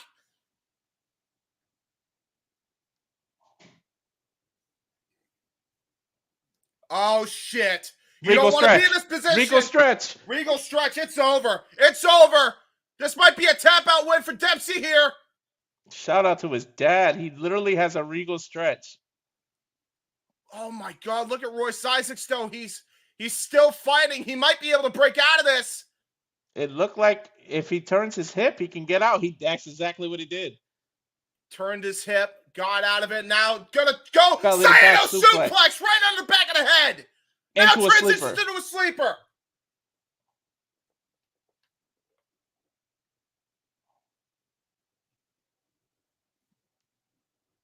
Oh my God. This is unreal. Oh, look at the blood, by the way, Walter. The blood in the mouth. You see what Dempsey is doing? He's bending back his wrist so that he can get out of this choke. Yeah, joint manipulation. Ouch. Oh, my God. This is incredible. Dempsey's back to a vertical base, James. How the hell? I have no idea. Oh, no. Dragon suplex of his own. Oh, turns into a German! Drops him on his head, and now going for his own regal stretch! Okay, he went to a butterfly, tossed him in the air, caught him, and turned it into a German suplex. Oh my God! A reverse regal stretch. Oh my God! It is all over. What a match!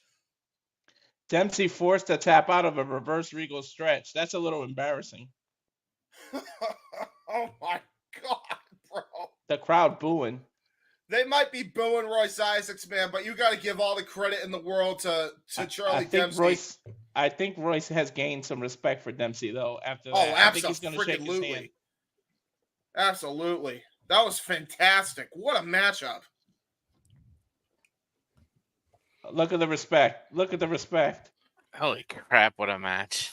I told you, man.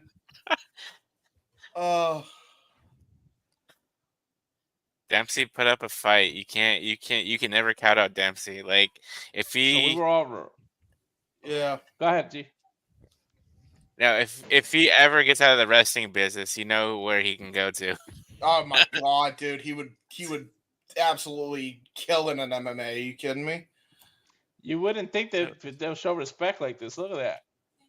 Dude, after a match like that, you have to. That was just tremendous. When you go into a 10-minute war with somebody, you can do nothing but respect them after. That's what's up. Oh my God! I was like, bro. Royce Isaacs impressed me. Like, we all being the first time. Didn't we? Yeah, I think we all did.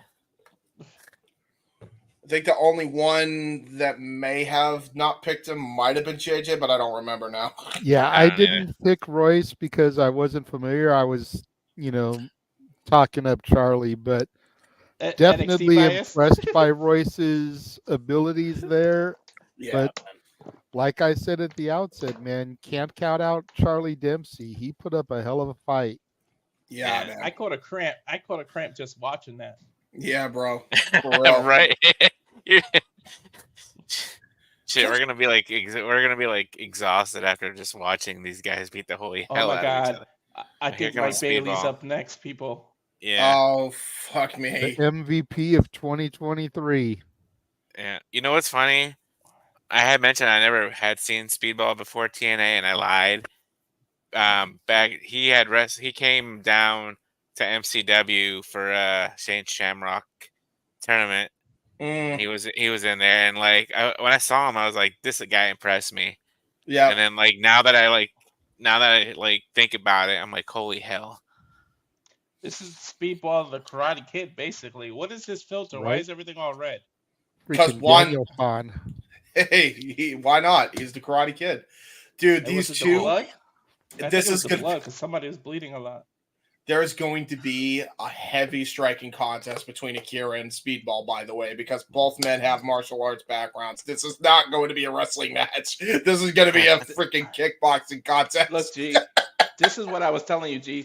Mike is 0-3 in Bloodsport. He doesn't have somebody's going to get their first win here.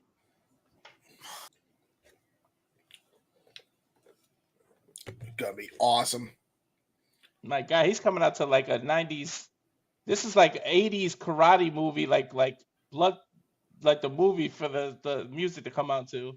Seems like Best of the Best or Bloodsport from Jean-Claude Van Damme. He would come out to this music. Yeah, man, I'm loving this, and I mean, he's a fan favorite. You would see a training montage to this theme in the 80s, the karate movies. Look at the guy in the Macho Man cosplay. That's funny as hell. JJ's the movie guy. He knows what I'm talking about. You would definitely, to this theme, you would see a training montage in a karate movie. Oh, my God, yeah. I mean, these two are going to be karate experts all day long. I mean, these two have martial arts backgrounds. Movie, I should say. Well, these guys have martial arts backgrounds, so we might see a martial arts movie come to life here. Especially with Speedball, man. Yeah, Akira is no slouch either when it comes to the martial arts.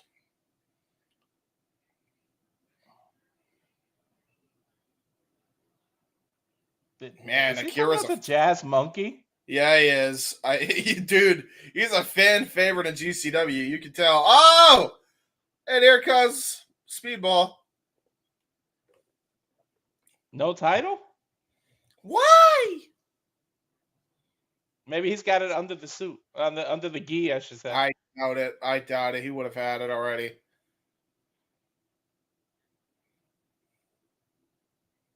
Brass monkey. Wow. He's kissing up Speedball's to the Brooklyn headband is crowd. upside down. Is it? Yeah. Yes, it is. No. Oh, no, Speedball, no! One way to kiss up to the Brooklyn crowd is to come out to Beastie Boys, though. Yeah, that's a good point. Yeah, it looks like the only belt he carried is his black belt in karate, which is fair enough. I mean, that's all the belts you need, really.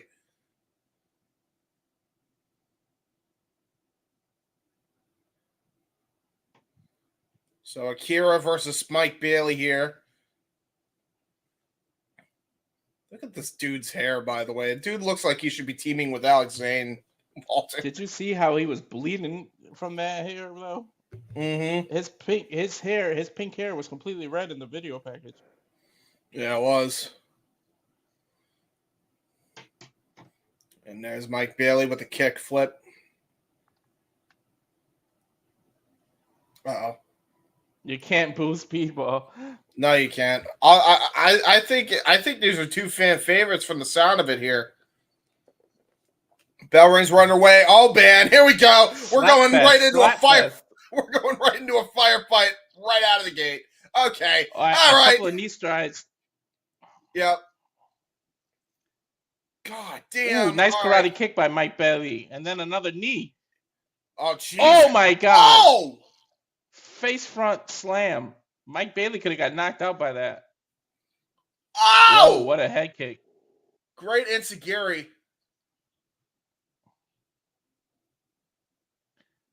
Speedball is just trying to fight off the ground and use his speed, but that was beautiful. Oh, wow. Go. Oh my no. God. Leg lock, and he's hanging off of the apron. Yeah, and that's illegal, I believe, in GCW Bloodsport rules. You're not allowed to go for a submission on the apron. You got a 10 count to get back into that battlefield. That's why the ref started counting. Match back on again. Here we go. Another leg kick by Mike Bailey. Oh, Jesus. They're going back and forth with these kicks. I'm telling you, this is not going to be much of a wrestling match.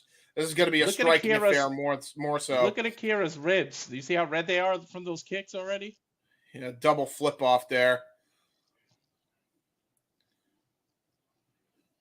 Jesus, man. Mike Bailey able to pass his guard and go for some kind of submission here, but he didn't get it. Akira punching from the bottom. Now Bailey into a mount position.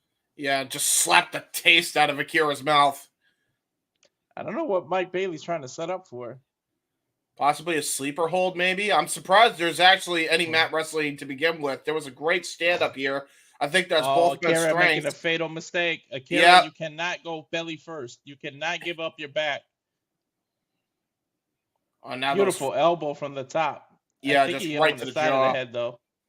Yeah, it was right to the jaw for sure. Trying to dislocate that jaw. Trying to go for a sleeper now. He's almost going for a reverse Kimura the way he's got his arms, like a Kimura from the bottom. God now damn! He's on the defense. Now he's on the defense with these forearms. Great shots by Akira onto Mike Bailey. Oh, look at that, by the way. He cut him up bad. He cut him up bad, Walter. Look at that scar from that. It looked like a knuckle Bailey from bleeding? Akira. Yeah, that's Bailey.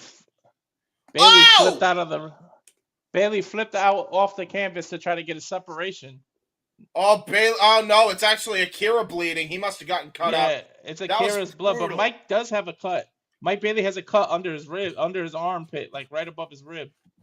Well, it wouldn't be Bloodsport without blood, am I right? Here we go. Both men back in the stand-up here. Oh, head kick! Oh! Head kick! Head kick! It is all over! Knockout shot for Mike Bailey! Holy hell! Not Leon Edwards eats your heart out, because that's how your head kick dead shot. That was a beautiful head kick out of nowhere.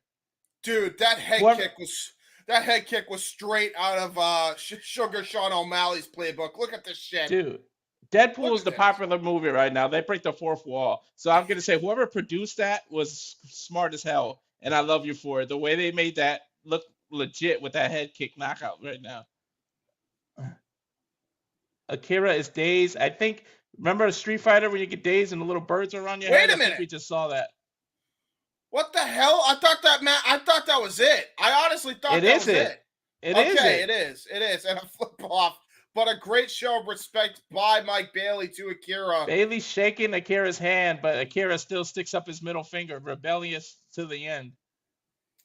That was tremendous, man. What a head kick knockout. I thought they were about to fight again. I'm like, the match is over. What are we doing? That was a UFC style head kick, man.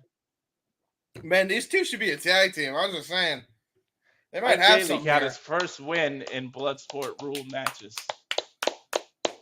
Dude, that kick was ridiculous, bro. I think he might have actually kicked. That was out of nowhere. He might have actually kicked him right there. He was dazed, man. He didn't know where he was at after this. Good matchup. So yeah, Mike Bailey with his first win at GCW Bloodsport.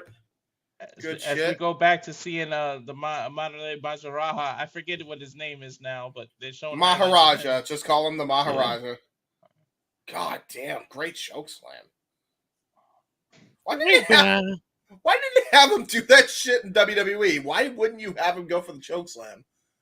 They forget how big he is. Look how big. He's like 6'5". Yeah. His name is Raj. Raj something. Raj Desi or something. Raj Desi, yeah.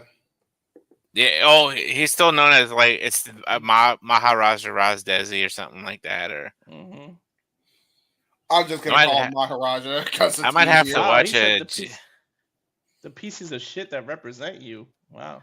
Oh, I saw this promo on TikTok the other day. I was like, where the fuck was this at in WWE? I'm telling you, man, he was so underutilized. It wasn't even funny, dude. Yeah. I didn't know you can curse like that in GCW. Oh, yeah. Dude, GCW, they do anything. Look, freaking Matt Ryder's the death Matt Ryder. Matt Cardona is he's known as the Death Match King, but I might have to. Isn't he hurt? With this app, I might have to watch this GCW show that's coming up. I'm telling you, man, this is a great way to freaking get people into GCW, especially if you guys like hardcore wrestling and you like the MMA hybrid stuff. GCW is a very innovative product. I'm telling you. Do you think GCW is like the modern ECW, modern day ECW? Oh yeah, by leaps and bounds. It's very much. It's taking the elements of what made CCW popular and then mixing it with the ECW style of storylines and storytelling. So, man, if I know who Blake Christian is. Say that again, Walter. If it gets that popular, we might have something else to cover. Dude, it's there, man. Oh, look at that. Blake Christian, thanks to the help of freaking Maharaja. That's pretty cool. Oh shit! Here we go. Brutus Creed versus Tom Lawler. I think we're right. I think Brutus is gonna lose this one. He'll put up a fight though. There's no way he's winning. Tom Lawler, what is he? 2-0, 2-1? 2-1. He's 2-1. I hate that because on my TV it like cuts off on the right side. It cuts off what it is. It's just like 2. Same. I was like, oh. Yeah. So don't worry about it. Yeah, it's 2-1. But yeah, this is gonna be a fun match. I'll give you that. Oh no. Hello? Am I here? Walter. I know, James. Hold on. Okay, got you.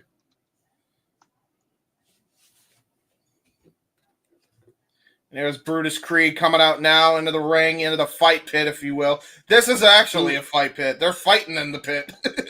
Brutus is huge, dude. Yeah, he is. He's a beefy boy. Beefy Brutus. Corn-fed.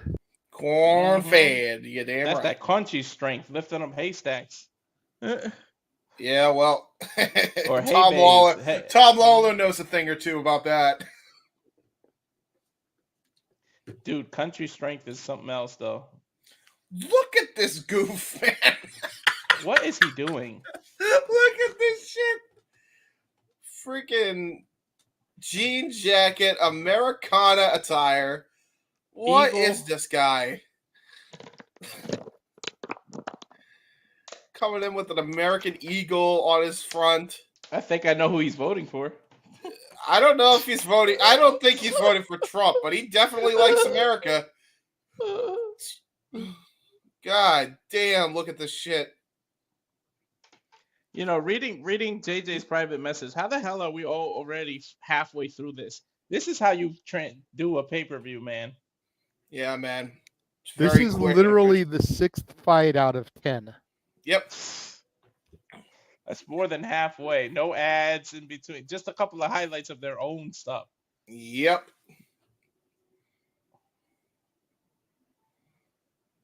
And there's not many advertisements on top of that, so that's great. That's a bonus. There's even more America. Look at this guy. Everything is America. No technical difficulties. But Brutus Creed is from America too, isn't he? He's not from Canada. What's up with all the USA thing? I have no idea, but I'll tell you this right now. I mean, look at Tom Waller's attire, bro. Like, he is he is Mr. America apparently in GCW. Look at this guy. It reminds me of Ken Shamrock. His body right now, build. It's a guy like Ken Shamrock's body with Forrest Griffin's face. True. Absolutely. That's a great comparison. I wonder if Filthy Tom is trying to play a mind game with Brutus Creed and going the whole Apollo Creed Rocky IV, living in America, red, white, and blue. Since he's fighting a Creed, he's doing that whole shtick. I wonder if it's supposed to be a mind game. Oh, look at that guillotine choke. Bell rings were underway, by the way. Oh, my God. But Brutus is so big, he just literally threw Tom off. Oh, my God, he did. Holy shit. There's our cornbread strength. God damn. Jesus, hammer fist over the head of Tom Lawler. What the hell? I don't think this might last too long, guys. No way is Brutus going to get an upset on Tom Lawler, MMA and pro wrestling legend here. Oh, my God, raining down forearm shots. Great defense by Tom Lawler, trying to use the wrestling Creed sprawl to get him making out the of it. same wrestling mistake, sticking his neck out too far and goes right into a guillotine. You cannot do that. That's the problem with wrestling. But look at the strength of this guy. Oh, my God. Spine on the pine, going for those forearm shots again. Tom landed on the back of his head. I don't know if you noticed, but he immediately grabbed the back of his head. Yeah, dude, he is not doing well. Triangle. Yeah, trying to go for a triangle, trying to desperately Brutus is just win. too beefy for that. Yeah, dude. Dude, it's like you can't even get a leg lock around him. Now going to try to transition into a scissors hold possibly over his head. But Brutus great doing defensive. Beautiful bridging like Charles Dempsey was. Oh, no. Going to go for gator roll here. Tom might have to go for a ride if he picks him up. Yeah, taking a page out of Muhammad's playbook from UFC. Kimura. Oh, great. Beautiful transition. That is how you roll out of a Kimura. That was textbook reversal right there. This is great. Fireman's carry. Oh! That was almost an Olympic. That was almost an Olympic slam without the over part. Yeah. Throwing him.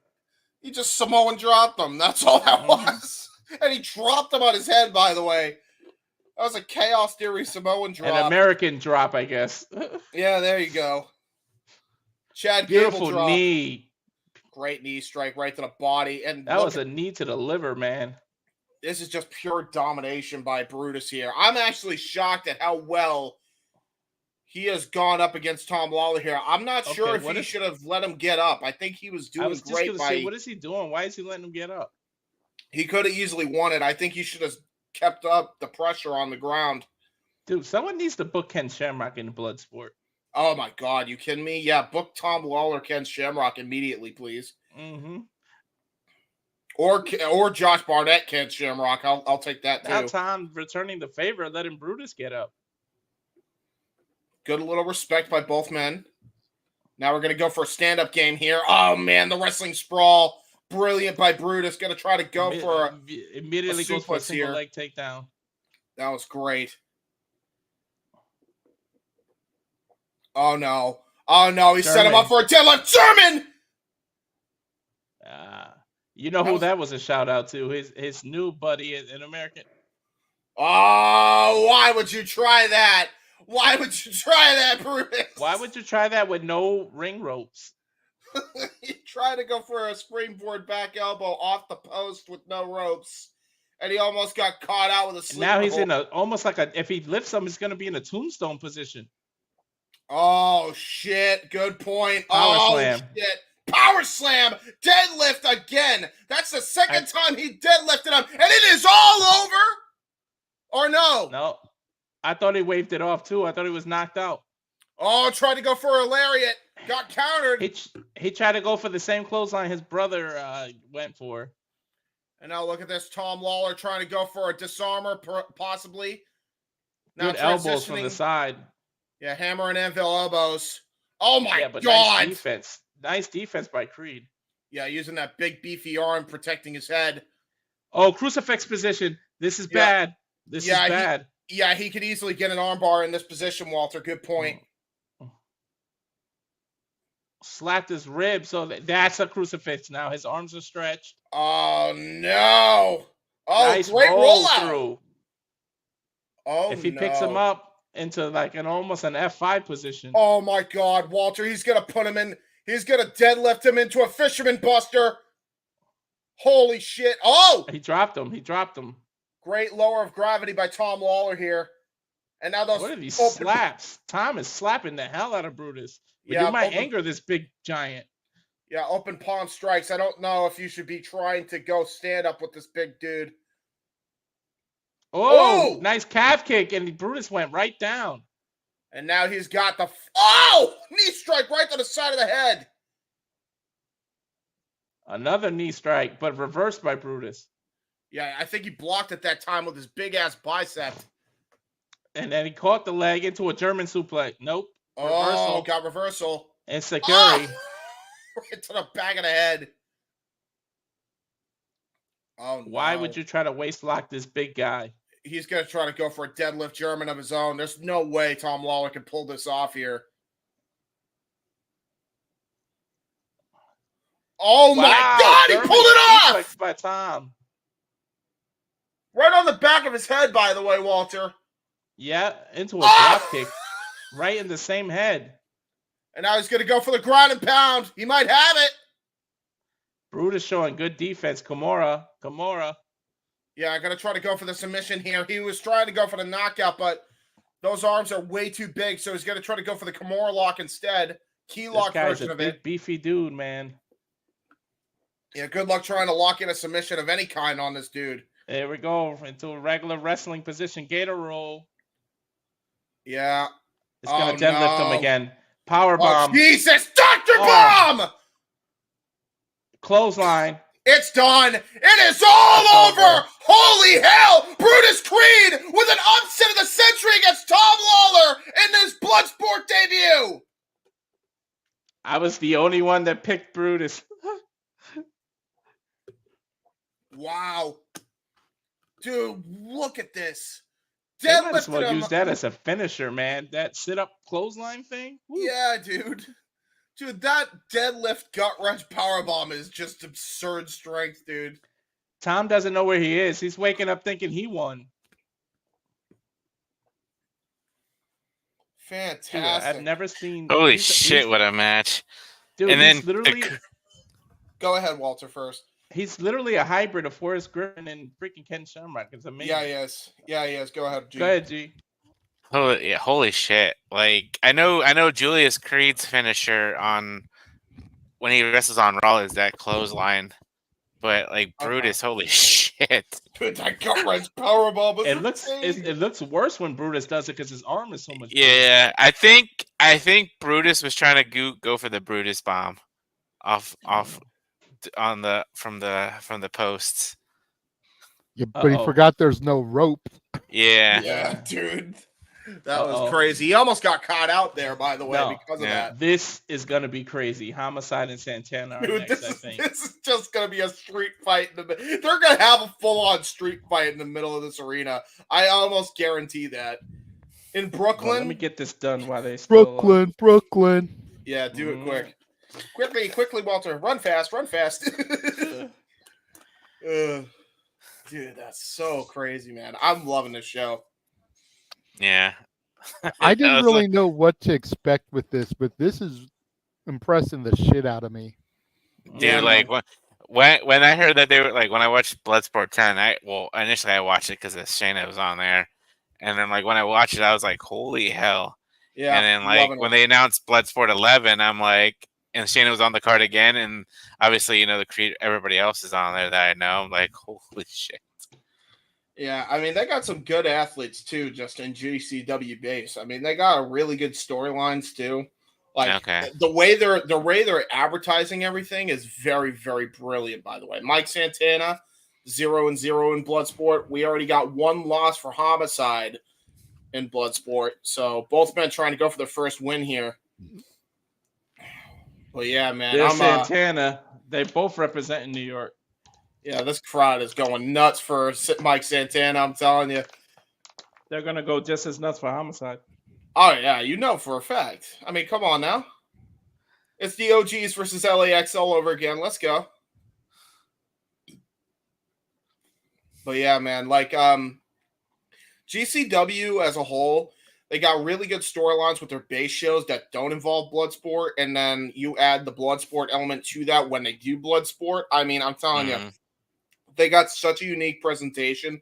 I remember I didn't like GCW because I thought they botched the world. They have sincerely bounced back since those days, like big time. So good for them, man. I'm happy that we got another alternative in the wrestling scene for sure. Yeah, because these shows kick ass anytime we watch them. So I got to give them credit.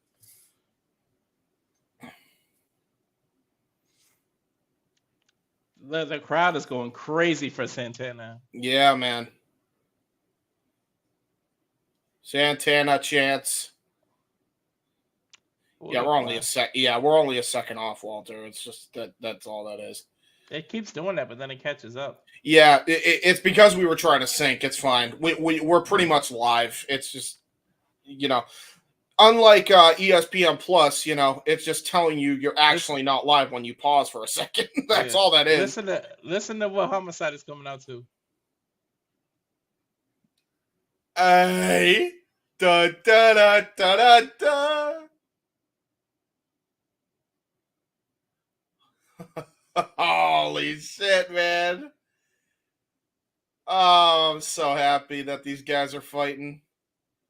Homicide chance by the Brooklyn And he's coming faithful. out with a Notorious B.I.G. shirt. Yeah, damn right, as you should, brother. Right out of Brooklyn. Dude, this crowd is going insane for these guys.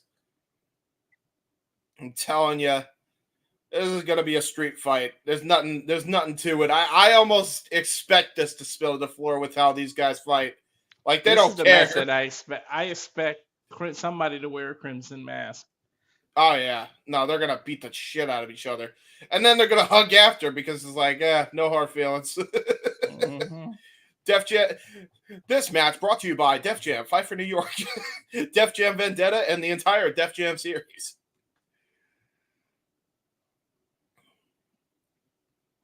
And here we go. Crowd is ready to go. The crowd is going absolutely nuts for these Brooklyn boys here. Santana chance, Homicide chance. The crowd has absolutely gone nuts for these guys.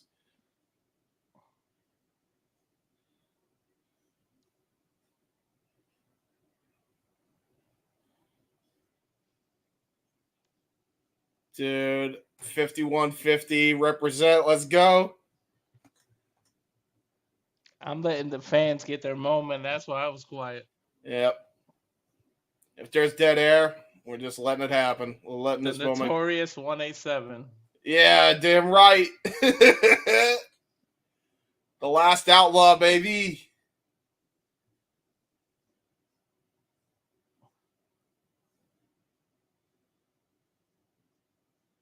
Dude, this crowd is so pumped up for these hometown boys. They got on fire after this, man. They were not like this before. It's like they woke up when these two came out.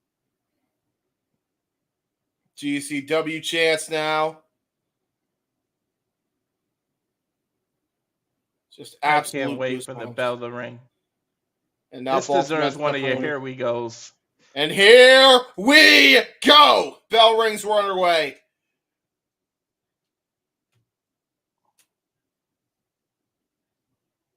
Man, to think I have seen every iteration of these two in LAX, and now I'm seeing them fight here in Bloodsport 20 years later ridiculous. since the group formed.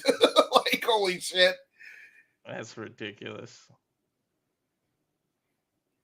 No, looks I don't like think we're I'm going to see too many wrestling moves to call. It's just going to be a damn street fight. Well, I was about to say that, but then Mike Santana actually went for a sprawl, which I think took Homicide by surprise. And now Homicide actually having to kind of go with that game plan. Maybe we might be on the wrong page here. I guess. Nice headlock by Santana. Santana gripping Homicide from behind and just throws them. They're both sprawling now. And we saw nice takedown by Homicide. And we actually saw this. We saw that Mike Santana could go with the best mat wrestlers in the world. We actually saw that at Prestige not too long ago with Shelton Benjamin. So we know Mike Santana can get it done in the ring.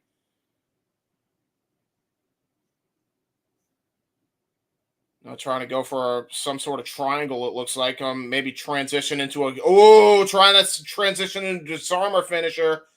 Homicide might have to go on to the outside to protect himself here. Look at Homicide using the apron. Yeah, he did. Referee admonishing him, giving him a warning here. The referee can say whatever he wants to Homicide. It's going to fall on deaf ears. Oh, yeah, for sure. And now there we go. Okay, so Homicide having to go out to the outside to protect himself there. He threw something in the ring. Oh, no. Well, it looked like he threw a water cooler. The referee with a nice football catch. That was a great football catch. Good on him. He's as good of a catch as Steve Austin when it comes to getting the beers aimed at him. I think Homicide may be a little frustrated. Well, yeah, I don't think he was expecting to have a wrestling match. I honestly think he was expecting a fight with Santana, but Mike Santana actually changed up his game plan. It looked like he was going into a fighting stance, then went into that sprawl, and that completely threw Homicide off his game plan here. Oh, jeez. Here we go again. Great sprawl again. Oh, got him in that leg takedown. Brilliant by Mike Santana here. Oh, look at that. Just rubbing his forearms right to the side of the head. I didn't realize I was off camera that whole time. You could have told me. I did not know that. My apologies. I thought you knew. My apologies. What is this? Oh, Romero special. Surfboard. Romero special, baby. Uh-oh. Gonna try to go for great front face lock transition. Great reversal by Homicide. I'm surprised this is a wrestling clinic right now. Yeah, I said we weren't gonna call a wrestling match, but I guess we have to. When you think you know a person, then I think it was Mike Santana that kind of changed it up. Uh-oh. Well, there's the slap. And now we're going to get another striking there. Oh, Jesus. Yep. Just testing each other's might here. Jesus almighty, what an open hand right. Mike Santana just dropped Homicide. Homicide still looks stunned. Not trying to go for those uppercuts, but they have no steam after that open hand strike. A European uppercut by a Puerto Rican. Puerto Rico's not part of Europe. What a single leg kick. Now both men down. I think Santana might have knocked himself a little loopy there. Look at this. Look at the way his head snaps back. Homicide showing the effects. He's showing that he was not expecting this. Nice slap across the face. Hey, maybe that was the strategy of Mike Santana. Out wrestle him, tire him out, and then when you get him with that open palm strike, that's absolutely got him. And now look at that transition into the disarmer by Mike Santana. Oh my God! Ref asked him if he wants to quit, and he literally put the middle finger up while being in the submission hold. Yeah, and then he's using joint manipulation to catch that middle finger and bend it backwards. By the way, oh no! Well, Oh wait, Homicide's got a leg lock of his own. He's scratching his back.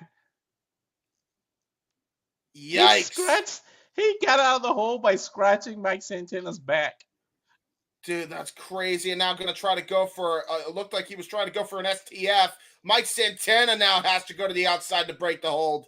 I wouldn't put it past a Latino gangster Homicide that he has a razor blade in between that tape. That's what really hurt Santana's back. Yeah, right. Probably. He's like, the problem is the referee would have felt something if that was the case. He has to check for weapons. So, unless he's really good at hiding it. Hey, Puerto Rican gangster, we're good at hiding it. You know, it's probably started under the tongue. Trying to go for that sprawl immediately and takes him down, but got caught in a guillotine by Homicide. But great counter out of it by Mike Santana. Homicide is just doing anything. He's literally just squeezing nose, squeezing his mouth. Yeah, squeezing his nose, mouth, fish hooking him. Uh-oh.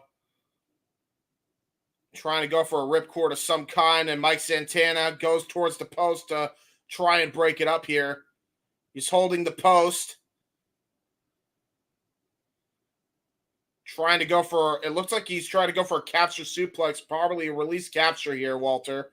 But just holding on to that post to make sure it don't happen. Couple of back elbows by Santana. Uh-oh. Going for the cutter! He got it! Ace Crusher! He got a cutter. Going for a power driver. Oh, no. Power bomb? Oh, holy shit! That might be it. Yeah, that might be it, honestly, Walter. It should be it. Homicide looked out of it from the power bomb. He looked out of it. Gonna go for a submission attempt here for the rear naked choke. Homicide trying to stay in it. Has too much pride in them to quit.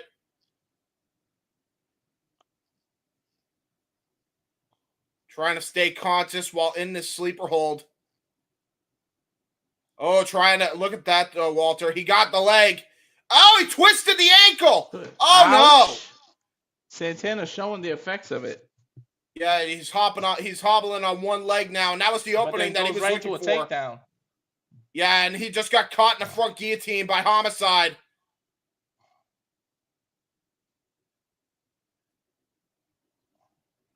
Oh, grabbed his own nose. Him in the mouth? Yes, he did. After grabbing his nose.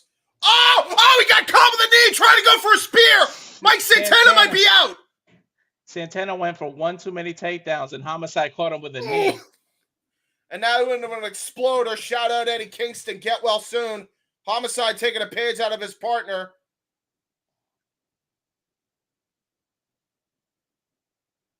Oh, no. Into the Ace Crusher!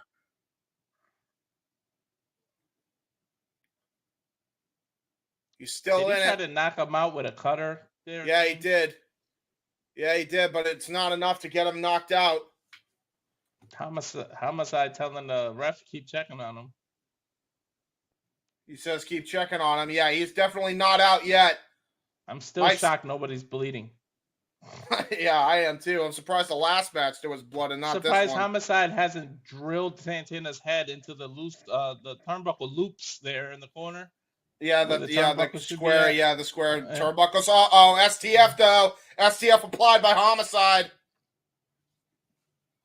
This might be it. He let it go. Yeah, Santana's it's out. all over. It's all over. He was knocked out. He knocked him out with that STF. He keeps doing it. Homicide just, don't tell me he's going to reverse the decision. Oh, no. Yeah, okay. Homicide almost tried to bite the ref's hand. Homicide's unhinged, bro. He's like, he's not done yet. It's like, bro, you don't know the rules of Bloodsport, bro. Look at all the refs coming out. I told you Homicide was winning this one.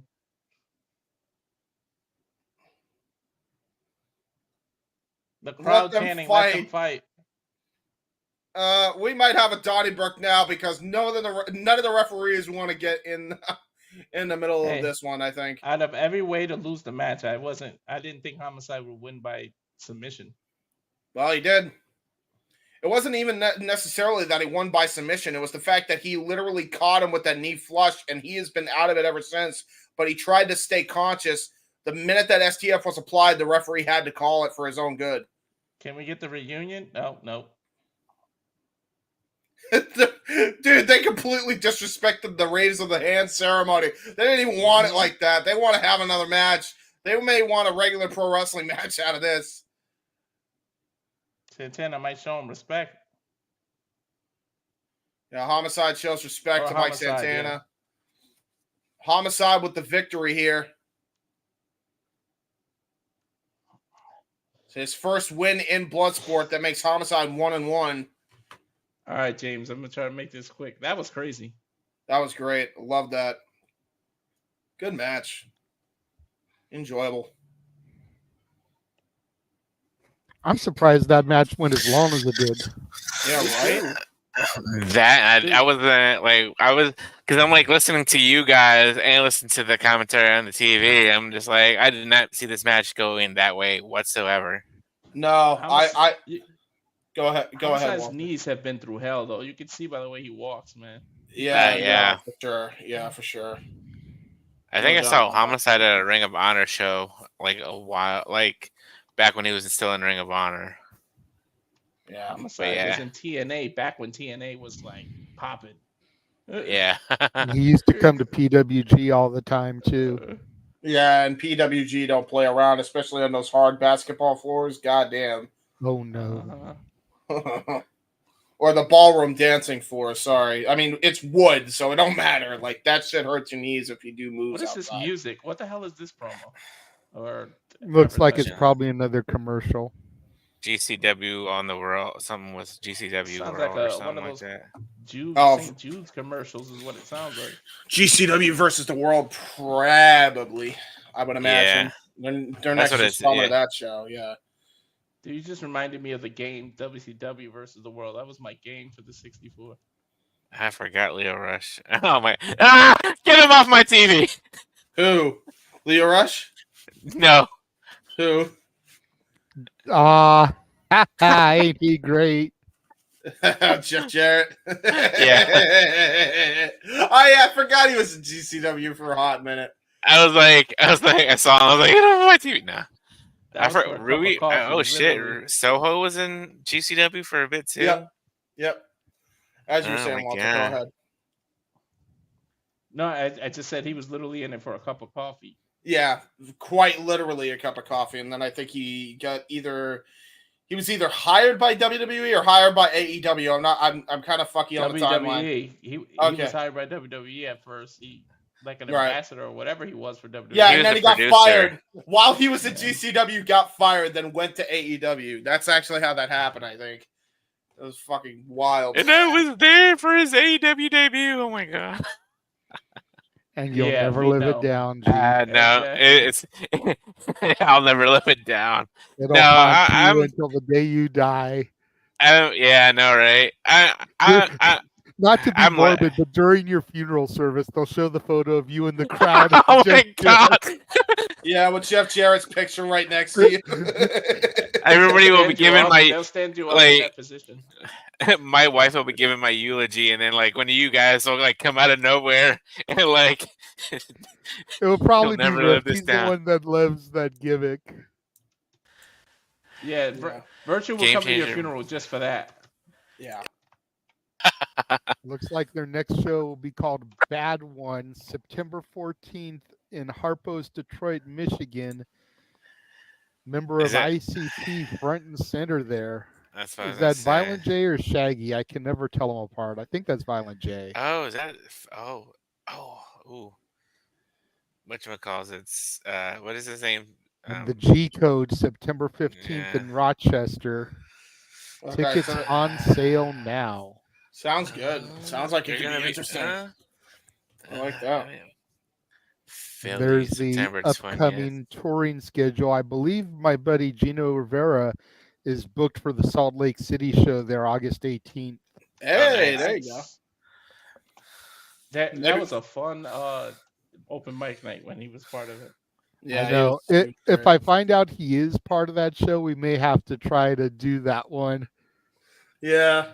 That way Yeah. we can call my buddy, somebody that's actually been part of the show, even though it won't be a blood sport show. You know what I mean? Yeah. Well, I mean, hey, the GCW, if they keep this momentum, we may have to call a regular GCW show. Here we go, baby. I'm gonna go on Bout mute number because this 9. is JJ's call, right? This is JJ's. Yeah, this one is supposed to be me and you, Walter. So Yep. James and G are going to step out okay. for this one. All right. And then for Shayna, it's going to be James and G. And here comes Bad Dude Tito, man. Member of TMDK, graduate of the Santino Brothers Wrestling Academy out of Southern California here. So cool to see one of my buddies, making a name for himself. He favors Roman Reigns a little. Like I can see that a little bit with the hair and the beard and everything, but one thing about Santino Brothers is they pride themselves about a well-rounded training. They teach you lucha, they teach you catch as catch can, they teach you MMA and shoot fighting. Like they teach all the aspects because you never know what a promoter is going to want from you, and they want their students to be able to give them whatever the promoter wants. There's the beast, Josh Barnett, the first UFC heavyweight champion. I still can't believe he's still around, man. He's been around the block. Well, I mean, this is his bread and butter. He was able to partner with GCW, present this. This is the 11th show of its kind for Bloodsport.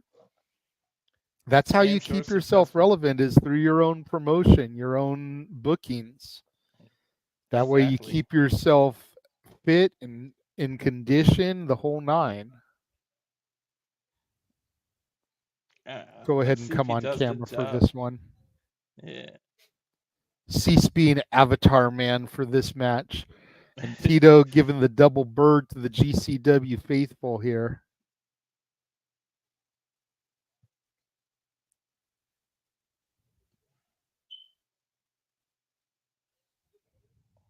$275. War Master. This isn't gonna be for the faint at heart here, JJ. Oh no. No, not at all. If any match on this card is going to be as quick as Akira Speedball, I think it's going to be this one. Yeah. The question is which way will it go? Exactly. Because Barnett is that grizzled vet, but Tito is no slouch on himself. Well, and they started with grappling, I guess.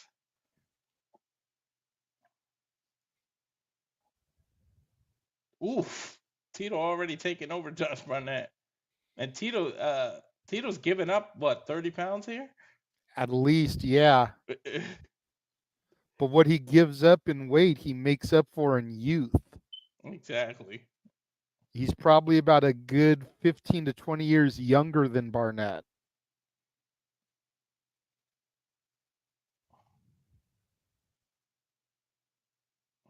Tito on the bottom. Oh, all right. Barnett is in Tito's guard now, but it's not an open guard. Look at how quick. There's the youth you were talking about. Look at the speed in which he reversed that. Yep. He's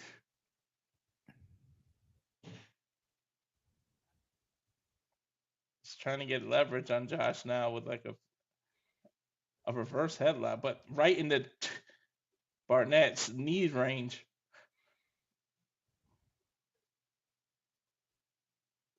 Oof. Nice sprawling. Good trip by Barnett.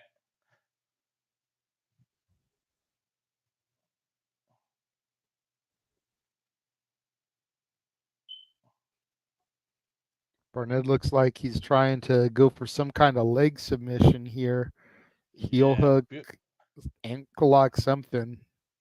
Guillotine by Torres. What? The sprawling by Barnett to get out of it. Yeah, that goes to that experience. Mm-hmm.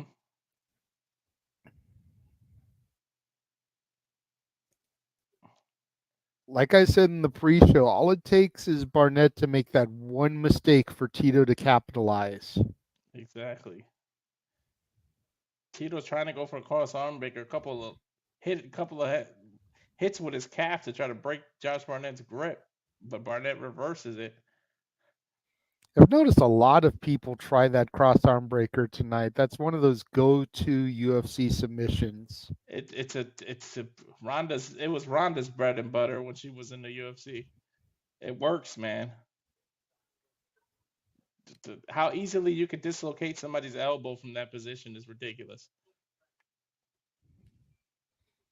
Look at Tito rolling and sprawling with this guy. Telling you, Mm-mm-mm. I haven't like technically taken the courses of Santino's, but I have physically been there and watched their training regime. Me and Jeff did a whole interview segment, did a whole week of coverage back like almost 15 years ago from Santino Brothers, and talking to the trainers and sparring matches we got footage of. These guys are no joke. Oh, Barnett literally tossed Tito right out of the ring. That causes a break because the referee, you can count. You can count to 10 here. Ooh, just chucked Tito to the outside there. Yeah. I don't think that goes with the Bloodsport code of conduct that they've been talking about, and it's Barnett's own Bloodsport, so he should know the code better than anybody. Right? Ooh, Tito with a nice running knee out. Shades of Bryan Danielson, that psycho knee. Beautiful suplex. Floats over.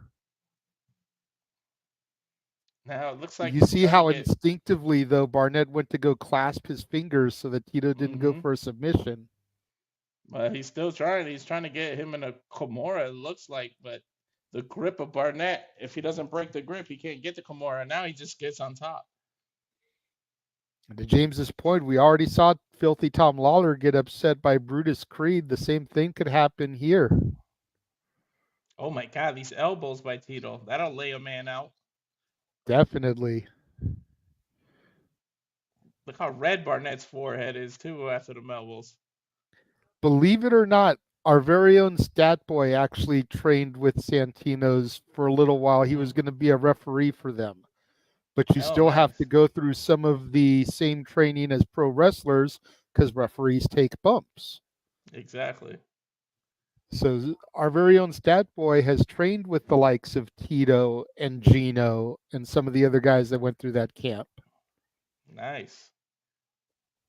Man, these reversals, man. You get nobody. Every time somebody gains momentum, it's completely reversed. Ooh. They're just tangled up here, JJ. I don't. I'm taking it that the JLB, those are his initials. The L is Barnett's middle initial. I'm assuming. On his boot there. Yeah. Josh something Barnett. Yeah, nice body shots by Barnett. He's going for this. He's trying to break Tito's grip so he can put an arm bar. And again, Tito keeping those fingers clasped so that Barnett can't set him up there. Tito reversing out. Tito just deadlifted Barnett. Yeah, he did. I'm maybe about 5 seconds behind you, but it's not a big deal. So that's why I'm not reacting as quickly as you are to some things. Hold on, let me. No, leave it alone. Leave it alone. You don't want to mess up for G for the main event. He's in sync with you. Okay.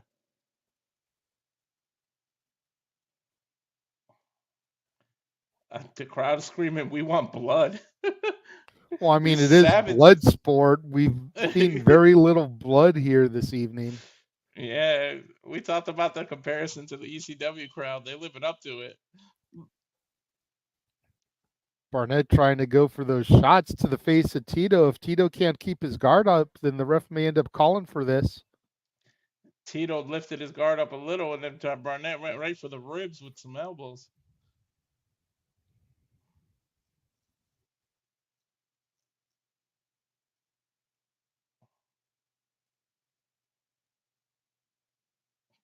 Beautiful knees while trying to fight out of the guard by Barnett.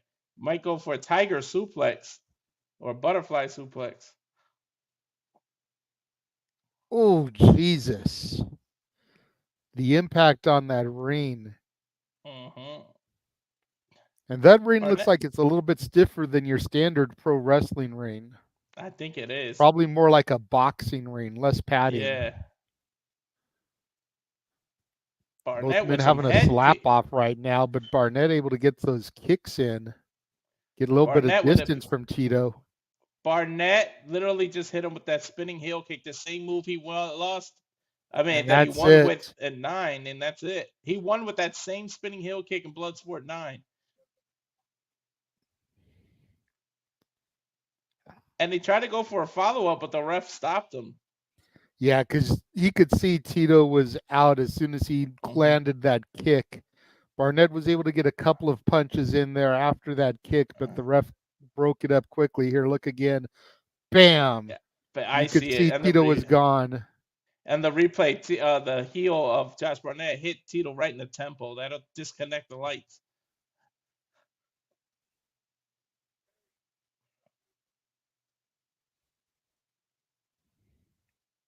Hell of a showing by my boy, Bad Dude Tito. Yeah. There's your winner, Barnett. Let's see if we get mutual respect. Yeah, we do.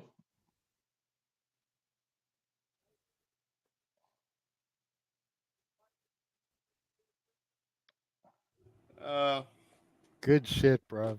That was Yeah. great.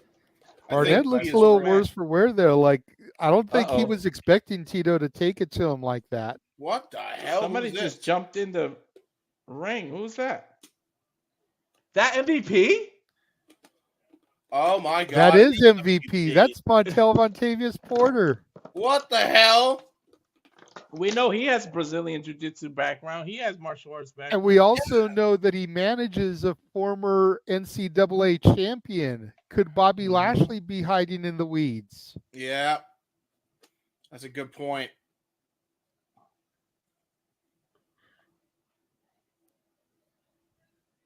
You want to fight?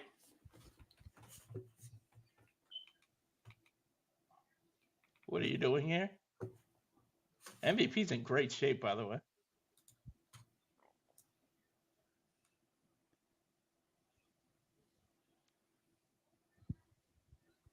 Oh, wow. Friends Okay, for so a there's long time. history. Okay. He's the reason I got a black belt in Brazilian Jiu-Jitsu. He gives Josh Barnett all the credit.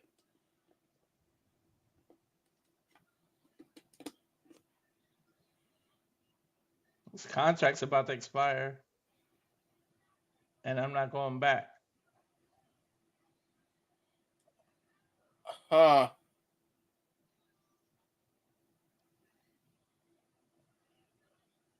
Oh, shit.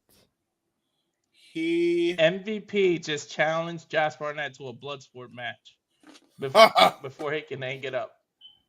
Okay. I'm for it.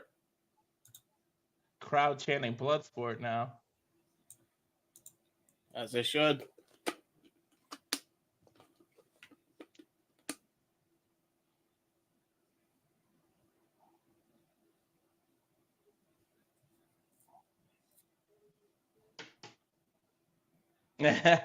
Barnett said you would have ended up here anyways.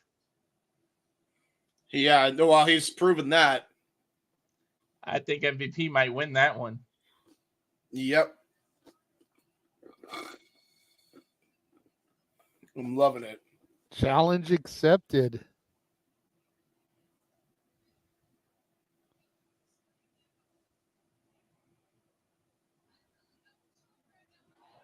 This is the land where the Hurt Business cashes the most checks.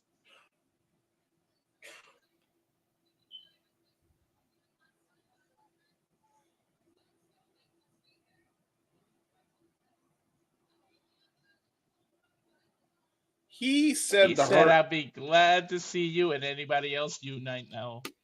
That's a little bit of a tease there, JJ. Yeah, it is. Yeah, it is. I want to see the Hurt Business and GCW. Dude, Let me get Shelton Benjamin up in this bitch. Yeah, Cedric. I'd love to see what he could do in here. That knee looks pretty good too. I'm loving it. There we MVP, go. No cane. Hitting the no pose. cane, guys. No He's cane. walking with no cane. Although I do love the cane when he comes out with it. It's great. Shit was. All I know is if he comes out for a GCW Bloodsport match and they don't have the inflatable entrance, they done fucked up. Yep. I love that gimmick. Oh, with the Shit clock? Yeah, this shit was great. Oh, there we The go. tunnel, the floating tunnel. And we got the GCW logo. Hey, Big G, are you synced up with us at all or no? Do you know? Awesome. Yay! We did it. Wait, what is this? Is this Shayna's promo? Might be. No, she's the main event, remember? Yeah. Oh, yeah. This might be Timothy Thatcher, Josh Woods. Yeah. Oh, they're showing when the Maharaja debuted. Oh, was it Timothy Thatcher that was the one that was attacked? I'm not sure. Oh shit. Yeah, it was Maharaja who debuted. Okay. Dude, that crowd popped when he came out, by the way. That was crazy. That's probably the biggest pop Jinder's ever gotten. Is this dude really wrestling in fishnets? Oh yeah, there's a guy named Effie. I think that's Effie, who's he's eccentric, we'll just say. We'll just put it that way. Yep. Yeah. Well, I mean, we've had the likes of Adrian Adonis and Gorgeous George back in the day, so it's not a huge surprise. Hey, guys, there's a prohibited portal. GCW is fighting August 2nd in Cleveland. What's the next day? Uh-huh. Oh yeah, SummerSlam, right? Mm-hmm. Yeah, fair enough. I could see it. Okay, where is every? Why are we stuck, guys? Anybody else got a black screen? Yep. Yes. Okay, everybody else has a black screen, so it's not just us. Hello? There we go. The graphic. Woo! Josh Woods. I gotta give it up that Shayna actually gets the main event. Wow. Dude, I'm so happy. I'm glad they're actually having Timothy Thatcher and Josh Woods semi-main. That was a shock. Woods doesn't have any Bloodsport victories.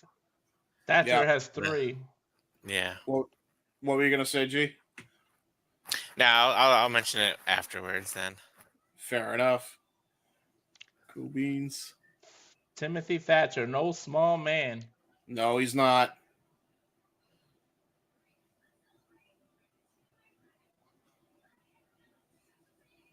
I love all the themes that they get to come out to. Yeah, dude, I love it. I love that they get to use copyright music because it's an indie and nothing's crazy about it. Yeah, doing the foot scrape is great.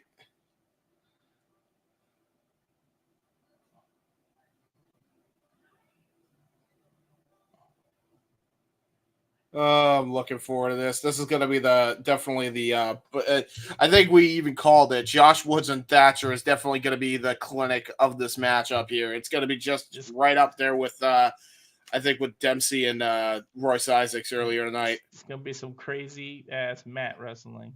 Yeah, for sure. Pure Wrestling champion Josh Woods coming in. He was one of the longest reigning Pure Wrestling champions in Ring of Honor history. Notice you tape on that knee though. It might be a target. Yeah, that's what I'm saying. And look at Thatcher. He's staring right at that knee. He's like, I know how I'm gonna win this. He's salvaging. He's drooling like he's a piece of steak on that knee. Yep. And both of them wearing the Antonio Inoki style boots and just trunks. Oh, I didn't know Timothy is from Sacramento. I'm like 30 minutes from there. Yeah. Yeah, he's been in Sacramento. He's been in Sacramento since him and Drew Gulak were a team. Oh.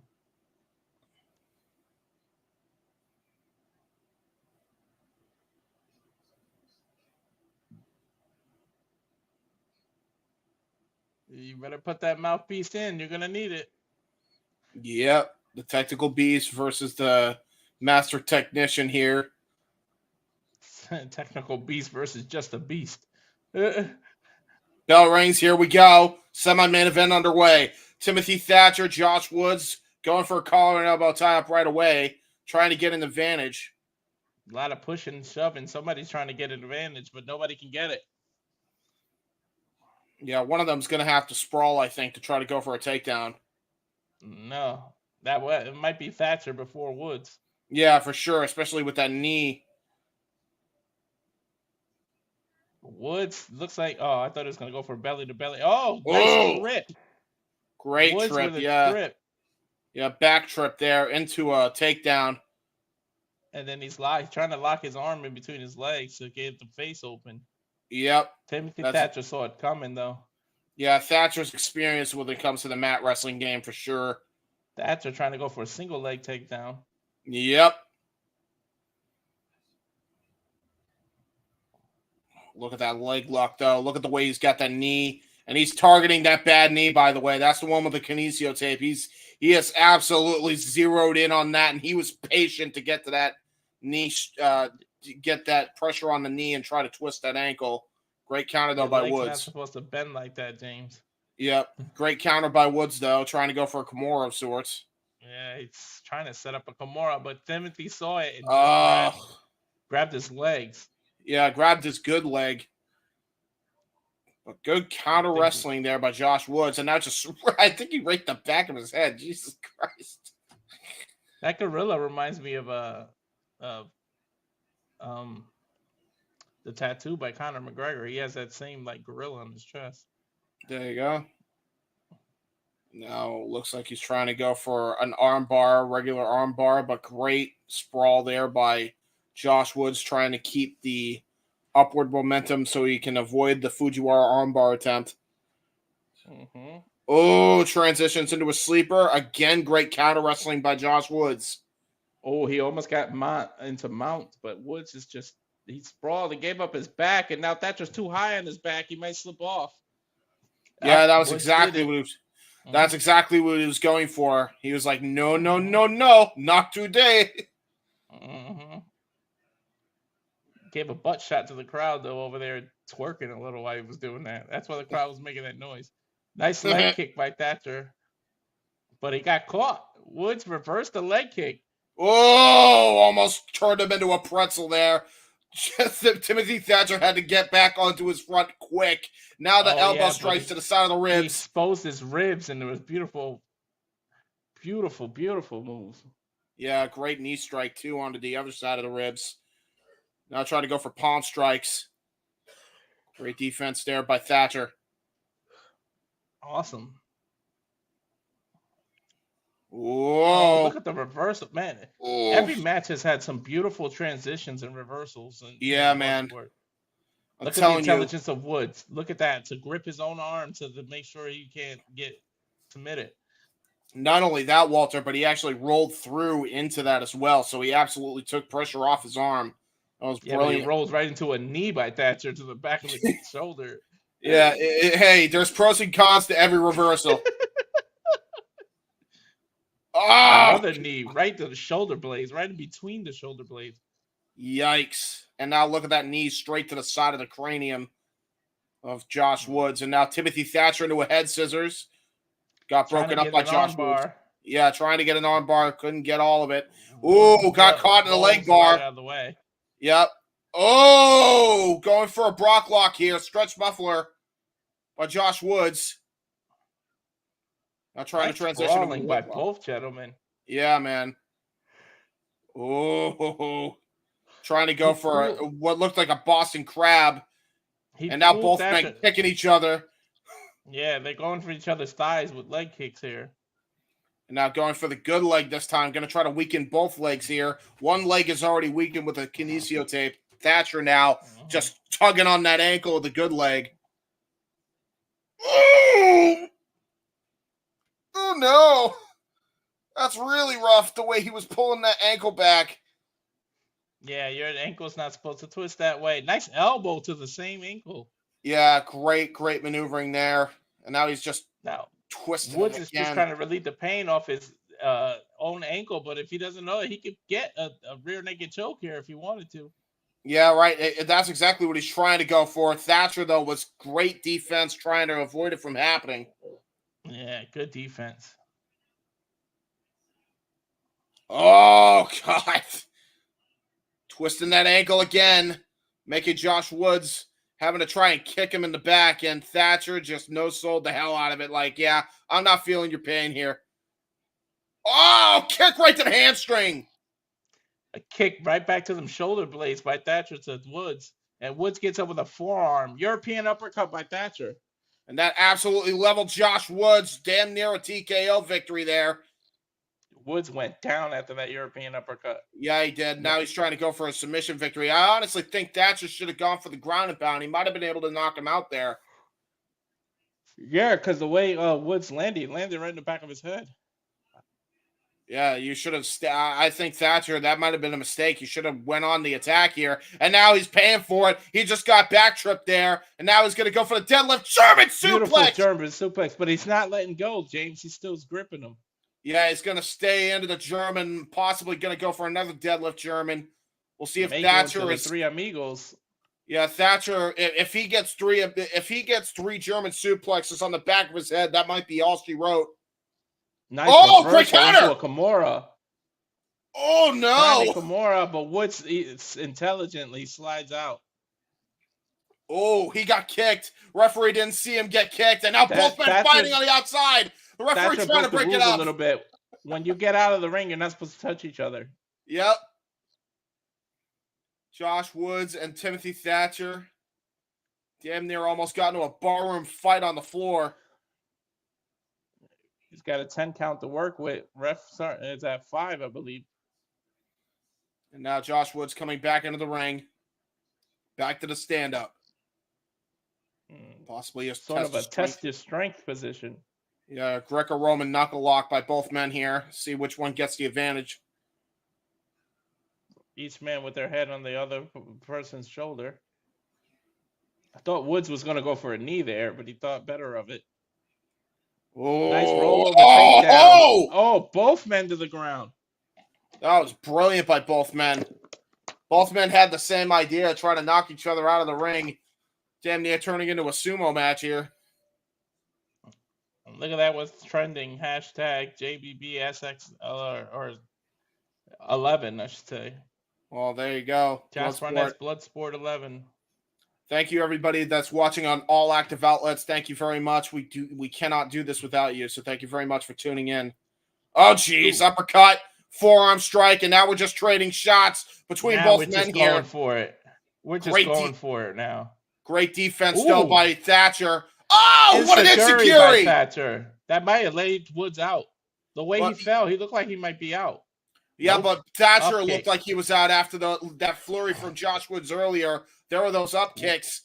And now it looks like he's going to go rear naked choke. But good wrist control by Thatcher. Yeah, keeping that arm from going all the way up. But Woods still has an arm under the chin, so Thatcher's got to be careful. They almost rolled out of the ring again. Yeah, I think that was the intention by Woods, though. Try to either break it up by Thatcher. Excuse me. Thatcher trying to break it up by rolling out of the ring. And there he goes. He did it again. Thatcher hit his head on the railing on the way down, I believe. Yeah, he did. And again, it doesn't count because if he was knocked out there. Oh, Jesus. Oh, no. Oh, I thought he was going to suplex him from the canvas to the outside. Get in the ring, he said. He was about to try and German him into the barricade, I think. He said, let's go, kind of Max Holloway-ish, to point in the middle of the ring and say, let's go. Yep. And now both men are going crazy, and they go outside of the ring again. Oh, my God. We're turning this into a fight. It may be a no contest at this rate. In the outside, you're not supposed to touch each other. But these people have done it 5-6 times. Yeah, they don't give a shit.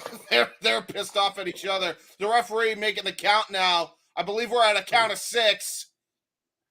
8. Oh wow, that might 9. be how one of We them might is get trying a no to win. contest. Double It's count a no out. contest. Double count out. Crowd is booing. I don't think I've ever seen that in Bloodsport. Let's see who won here. I think it's a draw. It's a no contest draw. Yeah, both men are just going at each other here. Referees trying to separate each other. And now Josh Woods. There's been 11 Bloodsports that not one match has ever ended like that. Crowd chanting bullshit after that one. And I don't think Let them I think fight. we're far from done. They want them to continue fighting. They wanted that fight to continue. Josh Barnett is still in the building. He could come out and restart it. It's his league. So yeah, no contest. Neither men with the victory here, and I think the issue between Thatcher and Woods is far from over. A draw in the middle of Bloodsport. Wow. There you go. Set up the rematch for the next show. Exactly. Yep. And then they can do the whole there must be a winner. The old WCW arena being showed now. What's going on? Well, ECW arena, yeah. Yeah, That's what I GCW meant. versus the world.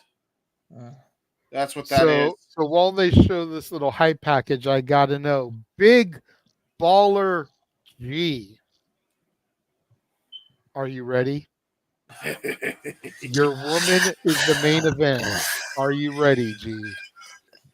You know, I'm so ready that I forgot I had this damn towel hidden in my closet ever since NXT days. Yeah, there you go, baby. I am so ready. You Yeah, gotta the last time I watched Bloodsport, I don't remember anybody getting a no contest or a draw. That's good, though. I mean, if this is the first time that's happened out of 11 shows, it's a different finish. Yeah. It's something we haven't seen before. And it'll just make the hype for the rematch that much bigger. That much bigger, yeah. Uh-oh. Well, speaking of hype, I think Big G, time for you to get hype. There it is. Well, it's been an honor, Walter. Thank you for calling it with me, and I'll be calling the main event with Big G, it sounds like.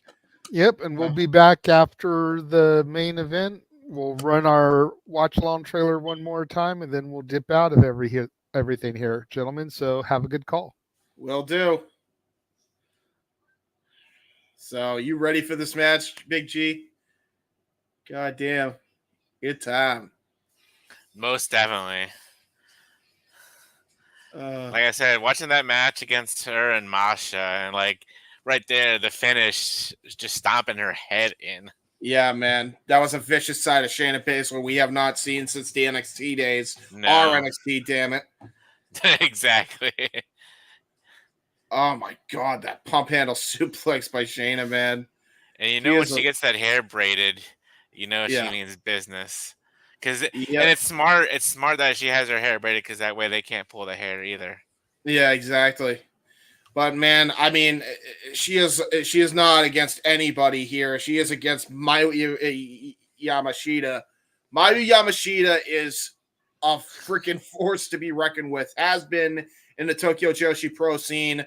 Probably could go at it with any one of the top Stardom women.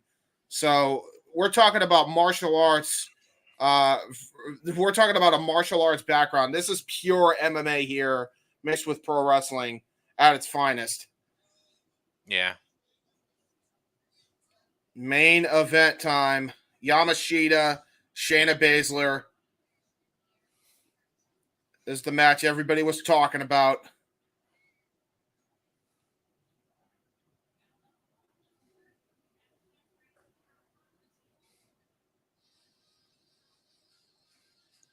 I was like, okay. I thought Shayna was gonna come out to some. I was like, this is not Shayna coming out. No, this is definitely Yamashita. But I like how they've been doing, like, especially with the WWE guys coming out to like different music, like Brutus and Julius did. Yeah, that was really cool.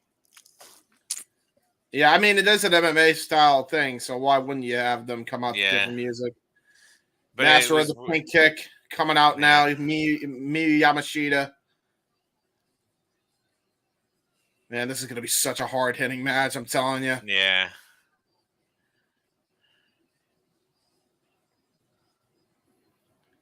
Yamashita, a fan favorite here in GCW. And we already saw how Shayna Baszler treated another GCW favorite in Masha Slamovich in the last Bloodsport. So this could be a very bad thing for Yamashita.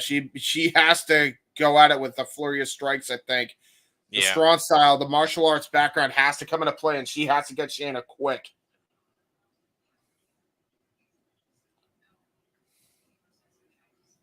Because otherwise, it might be a rude awakening for poor Yamashita here. Oh, Shayna coming out to her WWE theme. Okay. Not surprised by that. I don't like her new theme whatsoever. Dude, her new here theme she comes is so out. garbage. Here she comes with her in her gi, with her black belt, the Queen of Spades.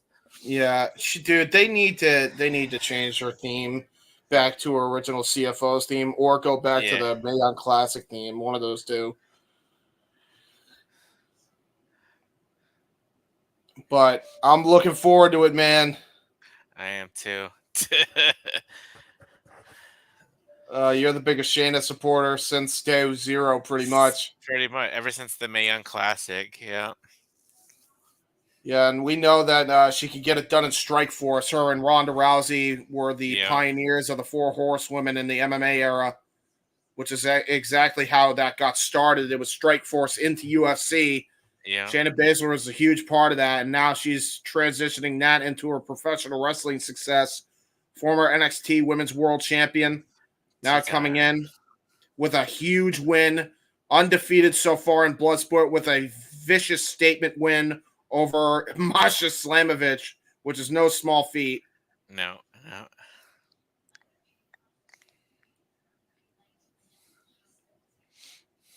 And now it's Miyu Yamashita. Sorry, I called her Yamashita. It's Miyu Yamashita.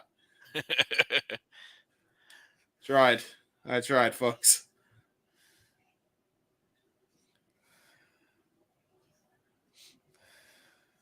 Sioux Falls, South Dakota. Is there it's like the most randomest place in South Dakota. I was about to say, like the only place that would be more random is if you're from fucking Darlington. Like, like I live near the track. All right, business is about to get picked up here. Shayna Baszler, Yamashita, bell rings, and here we go. Main event time. All right.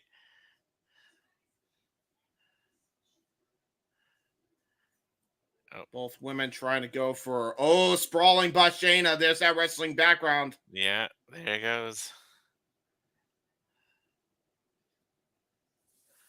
Yamashita, you can tell she was trying to go for a strike early on, and Shayna absolutely put a stop to that right away. Oh, Shayna. There goes Shayna. Just messing around with her. Yeah, she could have easily slap. She's just she's just toying with her. She's toying with her now. Yeah, for sure. Like, she easily could have just knocked her out right then and there. She had her fist clenched up. Oh, all right, here we go. Oh, no, okay. Trying to go for a submission there, and Yamashita. However you pronounce it. Yamashita. There you go. I thought it was Yamashita. I don't know. Apparently there's a weird pronunciation. And look at this again. Shayna just playing with her at this point. Yep. If she's the master of the pink kick, then Shayna Baszler is the master of playing with her food here. Yeah. Look at that. She easily could have just stomped her. Yeah. Go ahead, G. No, you're right. Yeah. Oh, Shayna's toying with her, and I think Miyu is not having any of it right now. Yeah, Miyu is frustrated, it looks like. And look at that again, just kicking her legs. Oh, geez, almost got her with a pin kick. Oh, man. Shayna's like, Miyu's like, all right, bring it. Spinning back kick almost knocked Shayna's lights out. That would have been it if she connected with that, G. Could have very well been. I like Shayna's gear. She's got like the blood on the side of her pants. Yeah, Like it's the great. red. Yeah, you love it. Yeah, Oh, well, it there is you go. The Bloodsport, so there you kicks. go. There you go. Couple kicks to the knees. Yeah, both women here. Oh my God, here we go. Stand-up striking affair now. Yeah. I don't know. I feel like I would give the edge to Yamashita only because she's got obviously the background in strong style and obviously her martial arts background. I feel like she edges out Shayna. This is what she needs to do is go for that wrestling background here. Yeah. Oh, looks like Shayna's trying to go for some kind of submission here. Yeah, possibly Kimura lock here. Oh, elbow to the side. And then Yamashita trying to break it up with the elbows to the side of the rib. Here we're gonna go. Oh, are we gonna get typical Shayna with her leg kicks? Yeah, right to the leg. Kicks. I thought she was gonna go for her arm thing, where she like stomps on the arm, like bends the wrist and stuff. No. Oh, Anaconda Vice attempt. Yeah. A great counter by Yamashita. Into that leg hook to prevent the Anaconda Vice from being locked in fully. Now going for a front face lock here. Yeah, got her in the front face lock. Shayna's trying to get out. Oh, looks like she got out. Hitting the side of the head. Yeah, just hammer fisting the side of her head. And Yamashita clasping that arm to prevent more strikes, if you notice there, G. That was great defensive wrestling there. Yeah.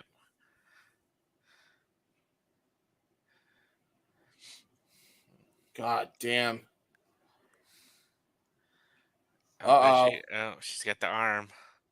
Yeah, and look at the way that Shayna trying to go for a front leg lock. Oh. I don't know if that's smart there, Yamashita. No, she's just gonna piss off. There it goes. Yeah. Yeah. Oh God. Almost went for the full leg lock, but look at that. Brilliant. She was able to get her leg to stop her from wrenching on hers. Yeah. Almost at a stalemate, both women here. Shayna still got that leg. Or no, yeah, their legs are like intertwined. Oh! What a kick right to the back of the head by Yamashita. Oof. Yeah, Shayna Baszler trying to find an opening here, and she can't because of that foot kind of acting like a defensive shield. Back up on her. Yeah, there she goes. She's back up. Now she's going to try to front face lock applied. Brilliant. Great sprawling though by Yamashita. Ooh. Take Shayna down with that knee. Yeah, great knee strike. Kick right to the small of the back. On. Yep. Chokehold. Seems like she's hitting the back. Yeah. Shayna with her knees. Yeah, right there. Miyu Yamashita definitely shows she can hold her own against the NXT champion, former Strikeforce heavyweight champion. All right, here we go. Shayna with the joint manipulation. Got that wrist. Typical Shayna. Yeah, it looked like she was trying to go for the stomp to the arm, but no way that was going to happen. Now Yamashita trying to go for a Cobra Clutch, perhaps. Cobra Clutch, yeah. Great defense, though, by Shayna Baszler, able to get out of that, go back on her feet. Ooh, great takedown.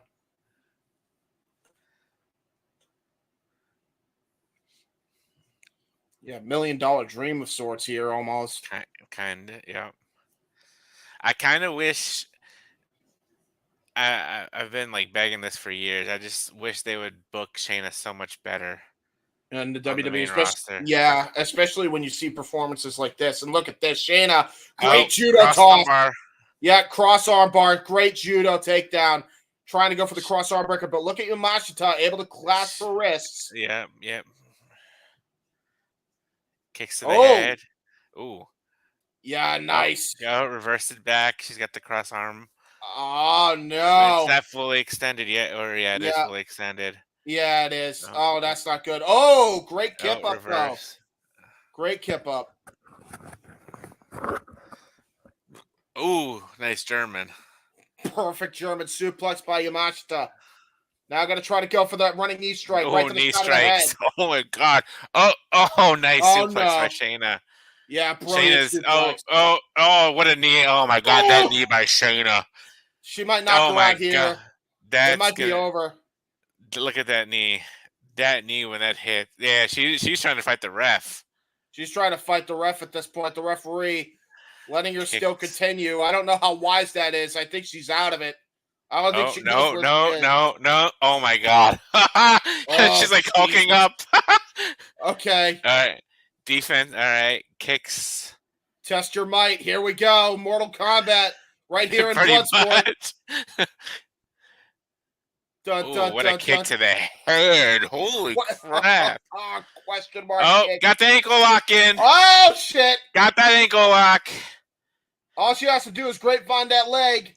Oh, now looks like a heel hook. No. Oh. And she got kicked in the head. She got kicked in the head. Yeah, that was a scissors kick from below. I don't think I've ever seen that before. No. That was a question mark. Oh, shit. Oh, shit. Disaster kick by Yamashita. That must be the pink kick. Oh, my God. Oh, my God. Yamashita might shock the world here. Here's the left kick. Oh, shit. What the hell, Shayna? A pile driver? No. Oh, shit. Stone pile driver. That's it. Oh, shit. That is it. Holy shit. Shayna Baszler with the tombstone pile driver gets the TKO victory after damn near losing herself after the question mark pink kick. Oh, my God. Look how she grabbed her, though. That was deadlifting. Oh, deadlift. Oh, my. And after a disaster kick. Oh, it's freaking amazing. Oh, my God. Oh, so good, dude. Holy hell. Holy crap. What a flurry of offense, dude. That was nuts. Oh, Shayna Baszler still undefeated in GCW Bloodsport, ladies and gentlemen. Yeah, she is. And Yamashita with the handshake, earning Shayna's respect. Whew. That was tremendous. I just had a rush go straight to my head after that. Holy crap. Dude, that was so close. I thought Yamashita was going to pull off an upset. I thought so too. Holy crap. That was awesome. Good shit, Big G. Hunter, creative. Yeah. This right here is the fucking Queen of Spades. Do something with her, please. She's got the microphone. Oh, shit. And now the people are already walking out of the building and she's about to talk. How dare you, folks? Probably trying to beat the traffic, though. I get it.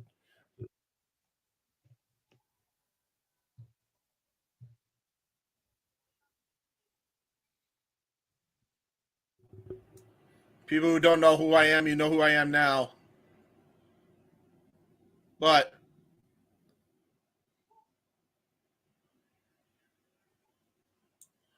he owes a great deal of credit to Josh Barnett in this business of MMA and pro wrestling. Years ago when I retired from MMA, Josh Barnett pulled me aside and he took that so serious.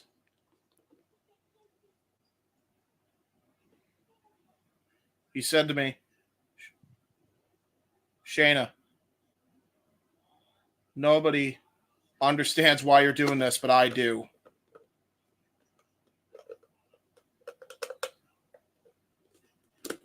There are 20 wrestlers on this show that know exactly why I'm doing this. Standing ovation.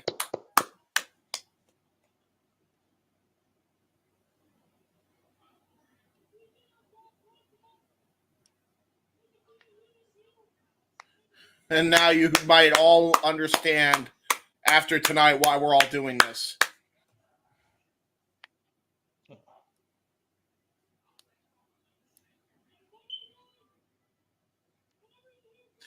She said Shayna had no mic skills.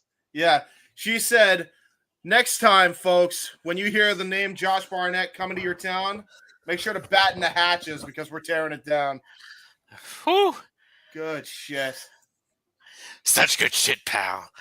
Fantastic. Well, That's how you book Shayna. As Shayna was giving that speech, we got a comment from the Simple Man in the chat. He says, "Surprise, boys! I was literally listening to y'all blindly during that last match. Big G, that's the most energy I've ever seen from you. Good show, James and Big G. Damn it, accurate."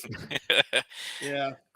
Like the promo she just cut, like, and I have nothing against her tagging with Zoe. Like they make a good tag team, but her and the what was it? The and now with Sonya. Sonya now. Yeah, I called that ages ago. I said they were going to be a faction there. It's like more like an MMA faction almost. I love it. See, and here's where I have to play depressing, businessman to Big G, because it is the way it is, and it's the way of business. Exactly. Unfortunately, I know. WWE is never going to make her the face of the division because she does not have the same sex appeal that the rest of the women on the roster do. And it sucks, and it shouldn't be that way, especially in this Triple H era. It's just but so there's funny. a reason why people like Liv Morgan are the champion, and Shayna Baszler has never had a run with the women's title. Yeah. The old cliche, sex sells. Yep. Yeah. Unfortunately. And it sucks because a lot of times there's those wrestlers that are just that damn good and they deserve it. They just don't get it. Shayna just proved why she does what she does. Yeah. We're in the Triple H era, and Liv still has to turn around and say people like girls like me. Yeah, sure. But it's not saying this is why WWE is the laziest and giving me what is there. I want to dress in the list for me. Yeah. No, it's not Except wrong. for my NXT, right, Noah? The NXT Women's Division is on fire and this right Tuesday, now. This Tuesday, we may have a brand new NXT Women's Champion. Yeah. And then Noah will have to get a certain T-shirt. True that. What did Noah say last night? She's not winning, damn it. Yeah, sure she won't. The only way she's not winning is if Rich Holland does some screw something up. Oh my god. Yeah, there you go. She ain't winning, Noah Foster. Yeah, sure she ain't. So yeah, but folks. Overall, I thought it was a very good show. I agree. And I we got agree. a shot with the MVP. I am totally down to keep doing these GCW Bloodsport events. Yeah. If we want to figure out a way to flip it into some of the other GCW events, as long as they don't conflict with one of the big three, I'm all about that. Because obviously WWE/NXT, AEW/Ring of Honor, and TNA take precedent. Yeah. Yes. But if GCW runs a pay-per-view and it's not against one of those other companies, I'm totally down to do it. All the wrestling, as the Simple Man would say. I would say as well, if nothing else, and we need a commentary to do a GCW on one of those big four events. I mean, right here, these two right here. I'm just saying. Yeah, I mean, if you and Noah are tied up because it's AEW, or me and Noah are tied up because it's WWE, absolutely. Walter showed me this evening that he can carry the play-by-play commentary when it comes to this type of thing. Yeah, he did. Yep, that's why he is the play-by-play mostly. I'm just kind of here as secondary play-by-play if I need to be. That's it. That's kind of how our style is. Like that was like that on the UFC call as well. Everybody's a team, though. Yeah. Exactly. After tonight, I'm really pumped to call Bash in Berlin with Noah. Yeah, man. And you got some good reps in after that Shayna Baszler match. So yeah, I forgot. I might be able to call SummerSlam. JJ might put me in because Noah's going. Oh, I totally forgot. Hell yeah. Yeah, man. You made it to the main roster, Walter. Congrats. I haven't done WWE in a whew. There you go. Yeah, we may make it a 3-man booth. We may just keep it a 2-man booth, but yeah, I'll be there for sure. It's just a matter of will it be James or will it be Walter alongside me? There you go. Well, there we go. Before we go ahead and bounce out of here, let's run the watch along trailer one more time. Show everybody what's going to be coming up, starting with night 1 of the Great American Bash on Tuesday. Again, as the ticker says, if you want to make sure that Noah enrolls in Chase University ahead of this Tuesday's NXT so that he has to support Thea Hale in her bid to become NXT Women's Champion, super chat to either the Casa DAT Studios channel or the Jeff Meacham Network. We only need $40, $20 per channel, and he has to support her. Is Meach's Musing, is that going to be on your channel tomorrow too, JJ? Is he simulcasting? Yeah. Okay. No.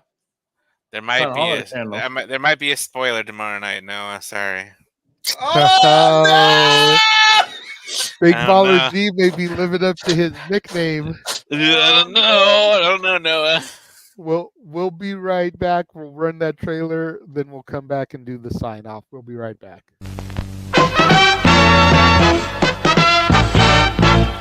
And now, preview time.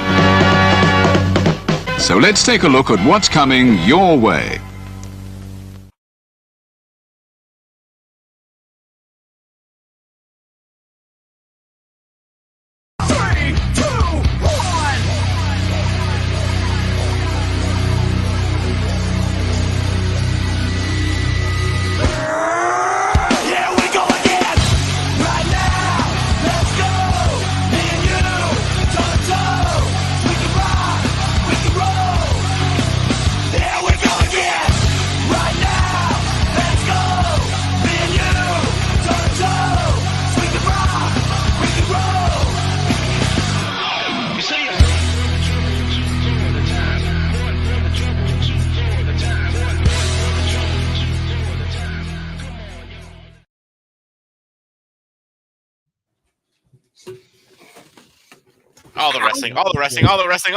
All the damn wrestling.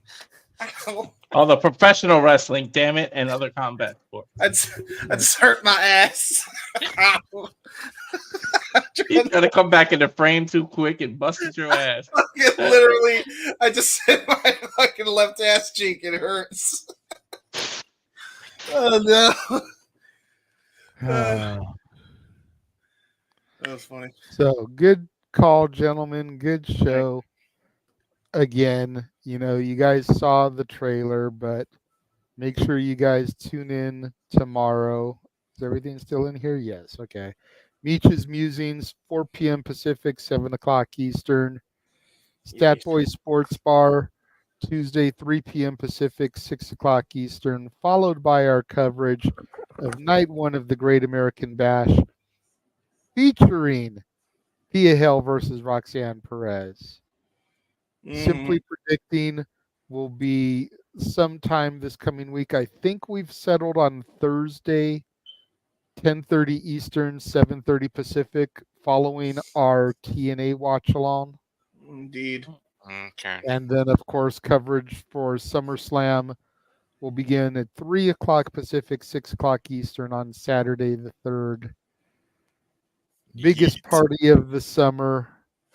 Noah will be there. He will not be on the call. 3rd year in a row, Noah won't be here for all of SummerSlam. There you go. So, you should make a sign for the Jeff Meacham Network if he's close enough. He's not going to be close enough. He's going to be in the cheap seats, but it is what it is. Yeah, fair. All right. All right. Well, thank you all for joining us. For the simple man, Noah Foster, who is not here with us this evening. For the man whose name is on the marquee, Jeff Meacham. For Big Baller G. For the Combat King, Mr. Reliable Walter Cruz. For the Heat Man James Hebert, I am the Renegade of Wrestling JJ Williams. We appreciate your guys' support for this Josh Barnett Bloodsport GCW coverage, and we will see you guys next time. The Jeff Meacham Network's Multiverse of Media.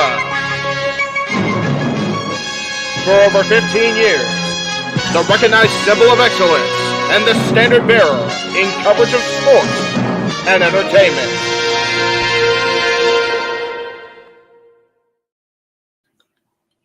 GCW.